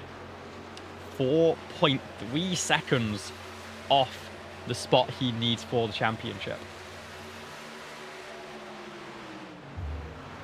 And in fact, Tristan has gone to the low side, was trying to fake out Maggio going for the high side, has now decided he needs to try and get side by side somehow. He's now threatening that low side on Maggio. Now Maggio covers low. Does Maher get to that high corner? He's up right in that top seam against the wall. Going to have a massive run here off turn 4, but it's 0.2 of a second back. They both go to the apron. 9 laps left in the season. Tristan looking in control of this championship, but not in control of the race just right now. Steven Maggio looking to take what I believe will be a 4th win on the season and go out on top. Yes, it is 3 wins for Maggio, 2 wins for Maher. And they are catching a couple of slower cars, one of them being Jurgensmeyer, the other being William Kempf. And it really has not been the race that Jurgensmeyer wanted. Was on the back foot, had to take a gamble. As Steven Maggio is going to go side by side with William Kempf here. Is going to Clade imagine that the 09 now has no reason to fight for the lead lap and is not going to trouble Tristan Maher very much. But like I said, just a couple of seconds up the road, Jonathan Jurgensmeyer, his lap times have sort of stabilized actually. He's now just running 33.2s, only about 0.3 a lap off the rest of the field. But it was that early run on those old left side tires that completely compromised his ability to compete in this one. Fell 10 spots or more just in the first lap on the restart and has not had the caution that he needed to bail him out. 6 laps to go here at Chicagoland. Maher still 2/10 off your race lead. The battle for 6th place still under a blanket with Bennett and Fabian. Alex Kerfen has now pulled away from Cameron Caldwell and David Duran behind him. Fabian really wants to get up past the number 6 for position number 6. And this is the one saving grace that Kerfen has, as well as Jordensmeyer for the time being. A caution now, and we could enter one of up to 3 possible overtimes to finish out the season. Tristan does not want me to even say those words, but unfortunately, that is what's in the rulebook.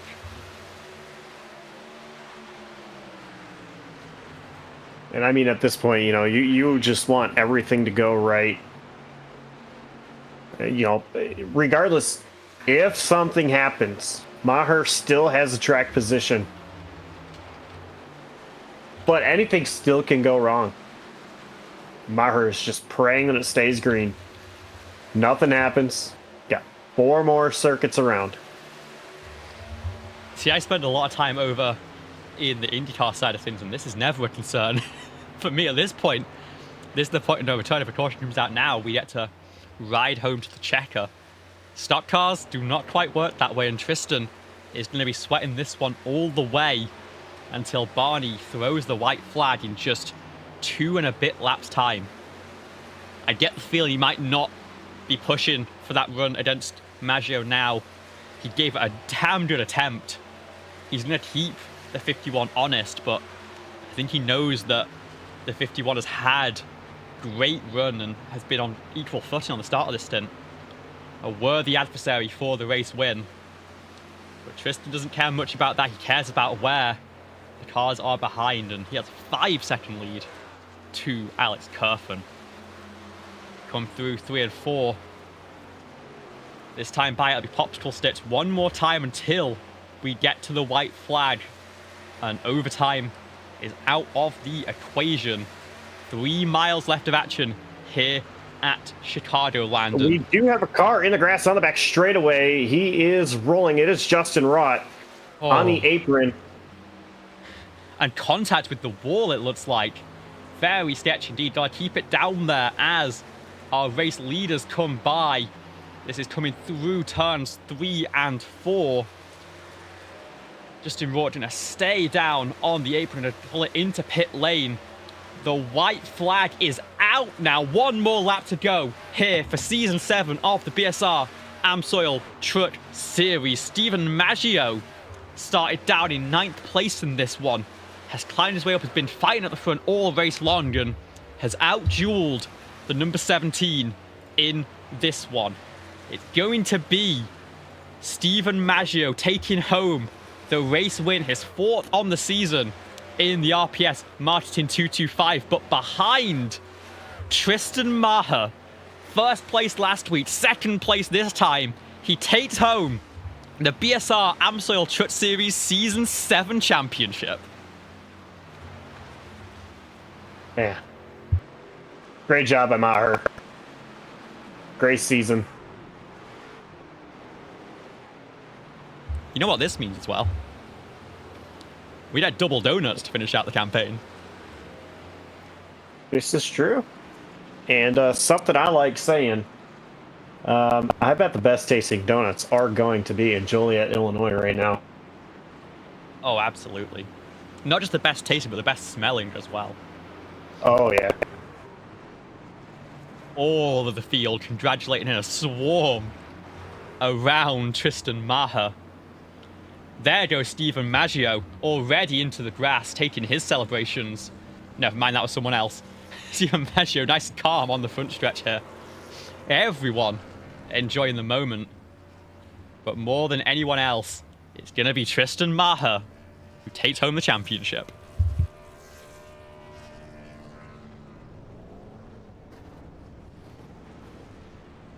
As a team owner, I am excited for Tristan Maher, and I'm sad I'm not out on track with him right now to celebrate, but great job by Tristan Maher.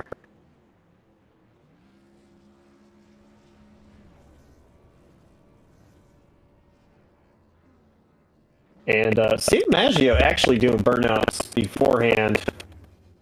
Tristan waiting to really burn him down.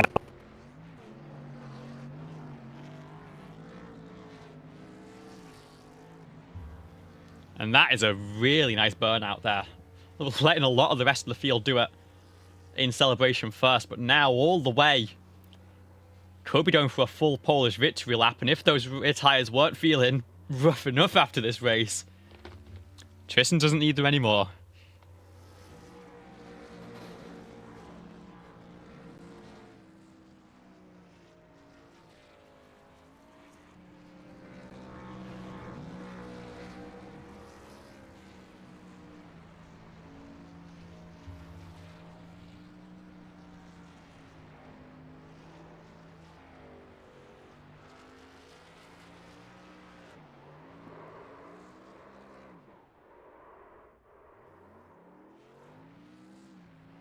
As those celebrations continue, let's talk through the running order for the final race of the season. Your final results here in the BSR AMSOIL Trip Series for Season 7. It's a party on the backstretch, and it's Stephen Maggio who takes home the race win in the end by 0.7 of a second over your Season 7 champion, Tristan Maher. Michael Kruger, the teammate, will round out the podium. Great run for your team here, Josh, with Justin Durand and Rika Walls rounding out your top 5. Brett Bennett outduels Fidel Fabian to the line for P6, with Alex Kerfen not able to fight through the traffic there at the end of the race. He will come home in P8. Cameron Caldwell and David Durand will slot home behind in 9th and 10th, with Alonso Chicano, Cody McCorkle, Zach Probst and Levi Poland following behind 11th through 14th. Jamie Wright will come home 15th place with Stephen Thornton, the final truck on the lead lap. Jonathan Jonesmeyer took a gamble on 2 tyres on the final restart. It did not work out for him. He will finish the season in 3rd place, 1 lap down in this one in 17th, ahead of William Kempf, Justin Rohr, who nearly gave us some late drama with a caution at the end, and Gabe Tazzola also 1 lap down. Philip Scott will come home 2 laps down in 21st. Rivers Jones could not make the race start with technical issues, did return to finish out the season in 22nd place. And then Bailey Thompson, your final runner in this one.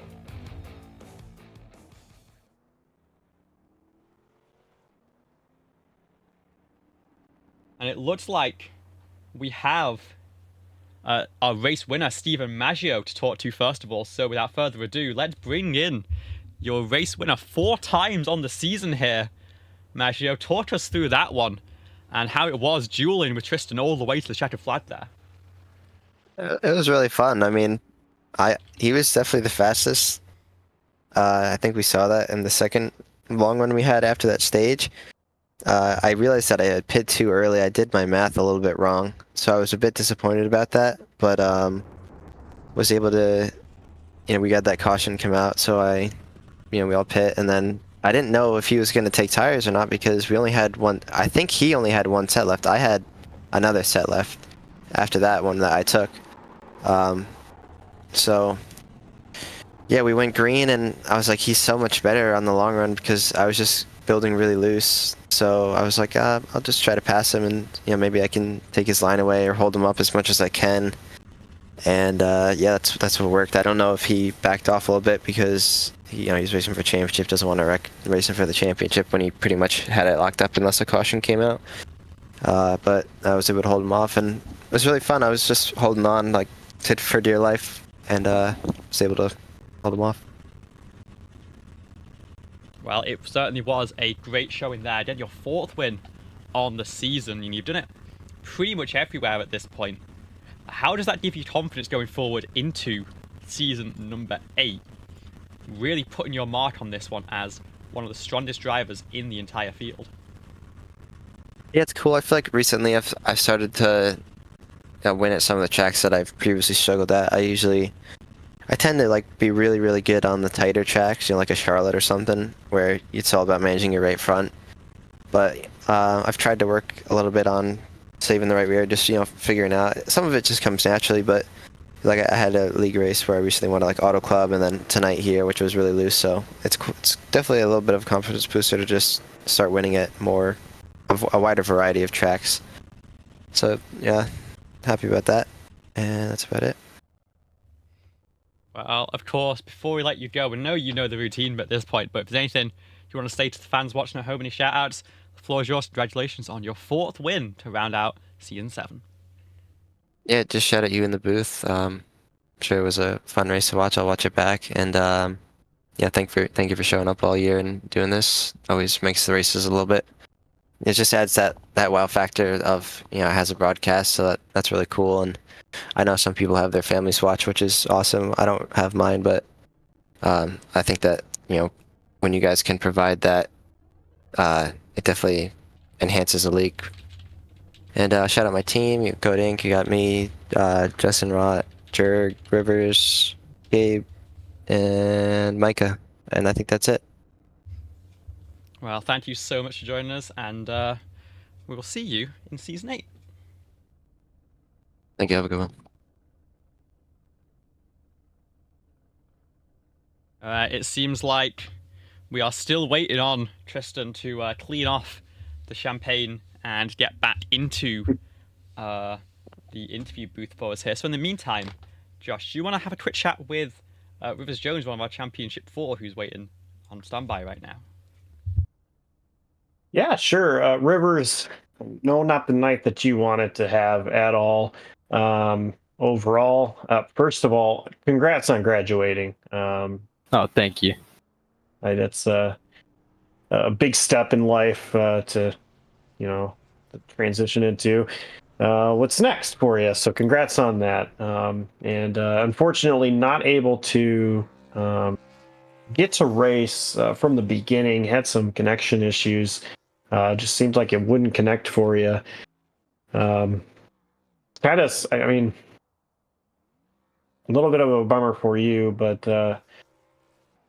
what was the mindset for you just going into tonight with a chance to try to compete for a championship?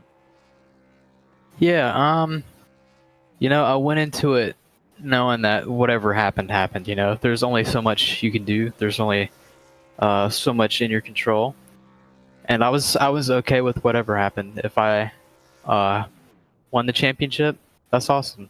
If I lost it like I did tonight, then that's totally fine too. I mean, we raced the entire season, and it comes down to this one race, and I mean everybody went into the season finale knowing that, and Tristan Maher executed the best, and he deserved it. He got it. So I mean, can't be upset with that. I mean, he's such an excellent driver. I've had several talks with him after these races, and he has such a great mindset, and he's really skilled racer. So congrats to him. I'm really glad he won that, because he was very much deserving of it.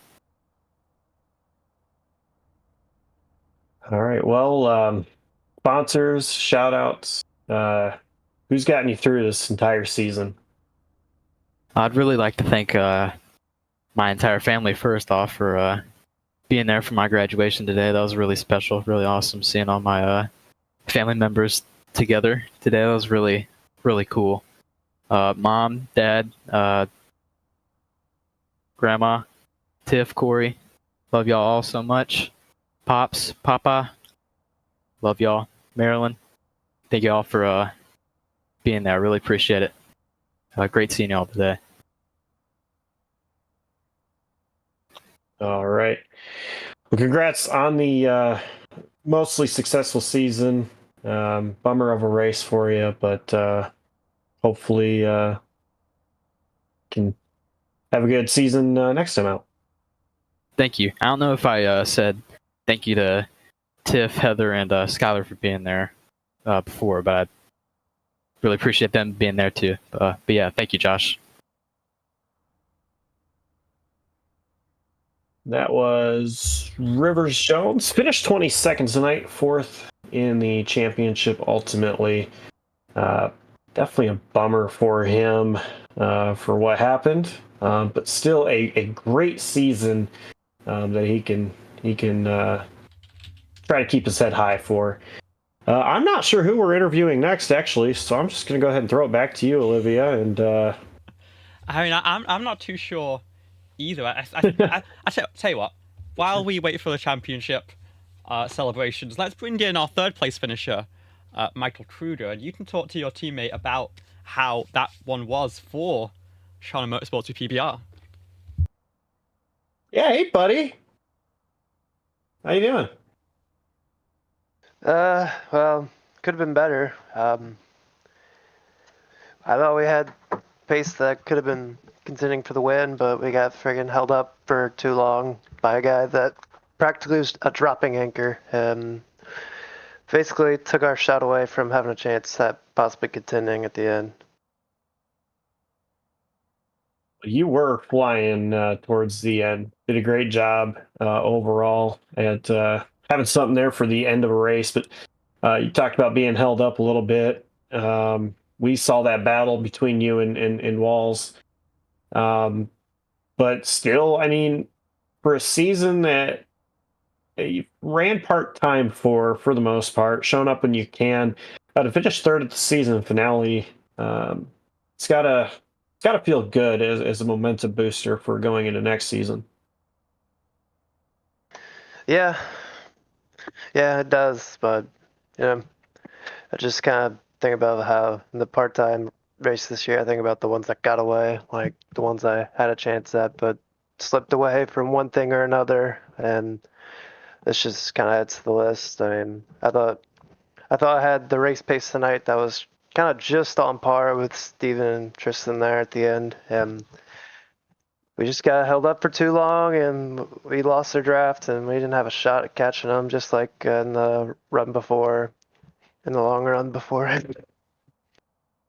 And yeah, I mean, it feels good to run good and stuff, but it sucks to not come across and win from this season. I had a win streak going from season 2 to 6, and it sucks to come away and not have a win. So yeah, we're just gonna try to come back next season and just walk away and get back in the win column. All right, well, sponsors, shout outs. Who gets it done for your number 41 machine? Yeah, I'd like to thank my teammate Tristan for winning the championship. Congrats to him. Yeah, he just had a ridiculous run in the playoffs to pull it through and win it. Especially how he barely snuck in and managed to have just a terrific postseason to come through and win it. Just like to thank, I guess, everyone at PBR, Alonzo, Chicano, the boss, Josh Carbonell, and Zach Probst, all the guys there. Just really a great day for the team. For our first championship, great day for it. And yeah, hopefully it's the first of many to come, hopefully, for the team. All right, well, one, you forgot Cody, also on our team, but no, just messing with you, buddy. Congrats on the podium, and I will hopefully get to see you Thursday night. Yep, I should hopefully see you there. All right. That was Michael Kruger, our third place finisher. It sure was, and there's one more driver left on the podium to talk about, but I think the celebration a little bit more special than a podium result for a certain someone. We have League Commissioner Cameron Caldwell in the booth to announce who is going to be our Season 7 champion. Well, I think after that race, and honestly this playoffs, like, we've known who the best driver is throughout this playoffs. Tristan Maher had a Tony Stewart-esque run through it. I believe he only got into the playoffs by about a point, and then had 2 wins, 3 second place finishes, and the worst finish of 7th. So if that doesn't make a deserving champion in a postseason format, I don't know what does. So Tristan, congrats on the Season 7 championship. You really deserved it, and you had a great season. Thank you, buddy. Really appreciate that. So talk us through how that was running through there, of course, coming off a win last week, and then taking the pole position, running so strong early, and then strategy playing a big factor late in stage 1. How are you feeling going into that second stage and knowing everyone's on a little bit of different footing there and continuing your form through into the rest of the race? This race is kind of different, obviously, because it's not really about winning the whole thing, or it's not about winning the race. It's about winning the whole season. So, I really don't know where my pace came from. I actually surprised myself at how quick I was on the long run compared to everybody, and it was definitely interesting. I wanted to be in the front just so there was like no chance that I get involved in a wreck. I didn't want to be behind trucks. That was the most uncomfortable spot for me, being behind anyone. I didn't even really want to race anybody that close. Obviously, I had to make a couple moves, but the main thing today is like I felt somehow I had enough pace where I could be comfortable and not like on the ragged edge, and still be fast. So, yeah, that's pretty much what it was. It was all about being safe, and the tire strategies was different. I mean, this race could have been multiple different ways. If there was another caution at the end, then Jurg still had a full set of tires left. So basically, there was another caution at the end. This championship was Jurg's 100%. Yeah, I mean, talk us through that caution that did come out, because you had a massive lead already, and then a caution comes out behind, forces everyone onto what seemed like the same strategy. Without too much foul language, what were the thoughts going through your head at that point? I was pretty frustrated. I was definitely pretty irritated because I was feeling comfortable at that point. I was feeling real comfortable. I know I had a good lead. I had pressure tires in everybody's, and I was just kind of pulling away, So I was obviously really hoping that the race went green, but it didn't. So, I got mad at first, and then there was really only one choice, and that was the pit for tires. I thought about not taking tires, but that would have been a stupid gamble. I'm not trying to predict the future, so I'm just gonna take tires because I knew that that's what Alex was gonna do, and it was my last set, so there's no point in fussing about it. I take tires, and then whatever happens, and luckily the race went green after that. So, yeah. Well, again, just one more time, a fantastic run throughout the playoffs. Congratulations on becoming the Season 7 champion here in the BSR AMSOIL Truck Series. Is there anything you want to say to the fans, anyone at home watching? The floor is yours. You have well and truly earned it. Thank you. I would like to shout out my team/teams, everybody on Radius and Chicano Motorsports by PBR Manufacturing, Josh Coppernol, you for broadcasting, Cam obviously for putting the league on, and we know it takes a lot of effort, but this is a great league, and is something special here with this group of guys. I think that there isn't another league that I would want to have many more seasons than this one. Everybody races with each other every week, and things happen during races, and people have feelings, whatever, and that's all just like heat of the moment stuff. At the end of the day, we all take time out of our Saturdays to do this, and we all are aware that we're going to come spend time with all the same guys on Saturday every week. So it's worth it. I enjoy being here with everybody, and I'm super happy to have won this championship. I honestly didn't think that I was ever going to do it in this league because it's always been super competitive. So I'm really happy to do it, and thanks to everybody who made it possible.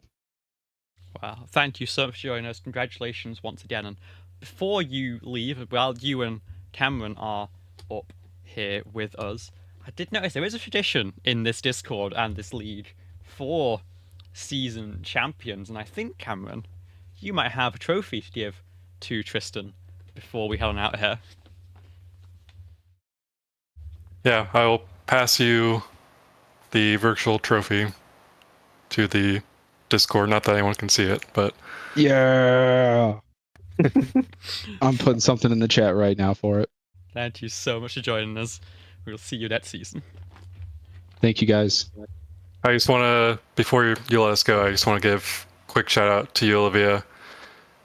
We really appreciate you every week in, week out, putting on a show for us. I know it's not easy doing it by yourself most of the time, and I know you were basically completely green on it as far as not having a whole lot of experience when you started, but it's been great to watch your progression as you get more comfortable with it, and we would not be having a broadcast without you, so we really appreciate it and hope that this relationship will continue on further and further. It has been my absolute pleasure. Thank you so much for letting me be I a would part of I would this. like to second that, Olivia. I would like to second that. Thank you so much. Go enjoy your night. You have absolutely earned it. Congratulations. Thank you. That was your Season 7 champion, Tristan Maher. What a result. What a finish to the season for the number 17. A well-deserved victor indeed. And before we get going in this one, I think we should have a quick word with the drivers who, of course, unfortunately have to slot home in second and third. Let's bring in Alex Kerfen here to have a quick word and just talk us through that final race of the season. Do you think you had anything there, any opportunities to try and fight through, or was that traffic just a little bit too much to handle on the way through the pack there? I wasn't even fighting the traffic really as much as I was fighting my truck the entire race. It was very confusing to me. I typically like a loose setup, but man, I struggled to get grips with the long run pace on that setup the entire 150 laps. But it's definitely an oddity. I'm a former winner here, so I definitely know how to race the track. But man, I've never struggled that much. The short run pace was definitely there. I matched Tristan in practice, but man, no matter what line I ran, how I tried to save my tires, it just developed into a wrecking loose truck every run. And I mean, we saw an early strategy call in stage 1 there, rolling the dice a little bit. Was that sort of a plan, just try and get off cycle, try and make something happen towards the end of the race? And what was your plan if cautions fell maybe a little bit differently towards the end of that one? Yeah, the early pit stop before the stage was definitely to try to get track position on Tristan, because I knew he was going to be the biggest threat. But I knew my current position on track. I wasn't going to be able to pass him on a green flag run, so try to get early track position with the early pit stop before the stage. I knew that would kind of screw me over if yellows came out later in the race, but I just felt like it was a risk I had to take, and luckily that didn't affect me at the end of the race. The yellows fell in a way where I ended on the same strategy as everyone else, but it was like I said, it was just me fighting my truck the entire race. That last run, every run was brutal, but no, high line, low line, it was pretty bad. Well, congratulations. Unfortunately, I know it wasn't what you wanted, but still a great run to finish out the season. Second in the championship once all was said and done. And we're going to give you the floor one last time for this season. Give any shout outs, any sponsors, any thank yous. The floor's yours. Yeah, I'll take 2 Champ 4 appearances in a row. Let's go for 3 in a row next time. And I'd like to thank my friends and family and my girlfriend. They love to watch the races and support me and each weekend, and it's really cool of them. I'd like to thank my sponsors, Curfans Market, C2 Graphics, Grid Network, Corwell Health. I'd like to thank my teammates for the great season, Tristan for the championship. I mean, he's on a different team, but still consider him a teammate. And yeah, it was a fun season. I'm glad of the stats I put up, but just eluding that championship eludes me. Thank you so much. Again, we'll wish for 3 in a row next season. Good luck in season 8. We will speak to you then. Thank you. And Josh, that brings us to the end of season 7. And what a season it has been. It really has been. And, first of all, I want to go off of Cam and Tristan earlier and thank you so much for coming into the booth and allowing me to continue to be a full-time driver. However, I needed a break and I stepped back for a while, showed up to some races that I thought would be fun. They really weren't all that much fun to me, but a break was needed from the driver role. And overall, this league is still awesome. I don't care how frustrated I can get. This place has been home for since season 1, whether I've been in the broadcasting role or been on the racing role. The fact that we have just gotten done with 7 seasons, though, is insanity. So yeah, first of all, thank you for coming along and doing this the whole season almost. You've been amazing. The broadcasts have been fantastic to watch, and I've heard nothing but great feedback and for everything you do. So thank you so much for that. And this season, I mean, I mentioned earlier how I can make a case for all 4 drivers to win a championship. There really wasn't any driver there that was the most deserving. There was a driver that wanted it the most, and that was Tristan. Did an incredible job, but great runs tonight from Kerfan and Jurgensmeyer. And Rivers for showing up, too. I think I would have given up immediately and not even showed up if I was in his position. So, not the race he wanted, but, congrats to all 4 of them for getting to this point, getting here to race at Chicagoland for a championship. And, I don't know. Usually we know when next season is going to start. I don't know when that's going to be. So I can't tell you. Olivia can't tell you, hey, on this date we're going to be back, but we'll be back. That's for sure. And I'm looking forward to what season 8 has in store. Yeah, it's going to be one hell of a ride. And one thing is for sure, there's one crown on offer, and it's Tristan Maher's, and everyone else is going to want it. Congratulations, Josh, on the Owners' Championship. That's one thing that you take out of tonight. Thank you so much for joining me. Congratulations to everyone who saw through this season, all of our championship contenders. Stephen Maggio on the race win to cap out the season here at Chicagoland. And of course, the number 17, Tristan Maher, your season 7 champion.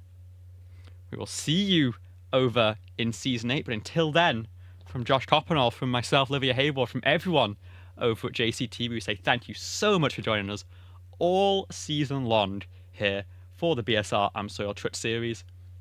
This has been the RPS Marketing 225, the final round of the campaign, and we'll see you over in season 8.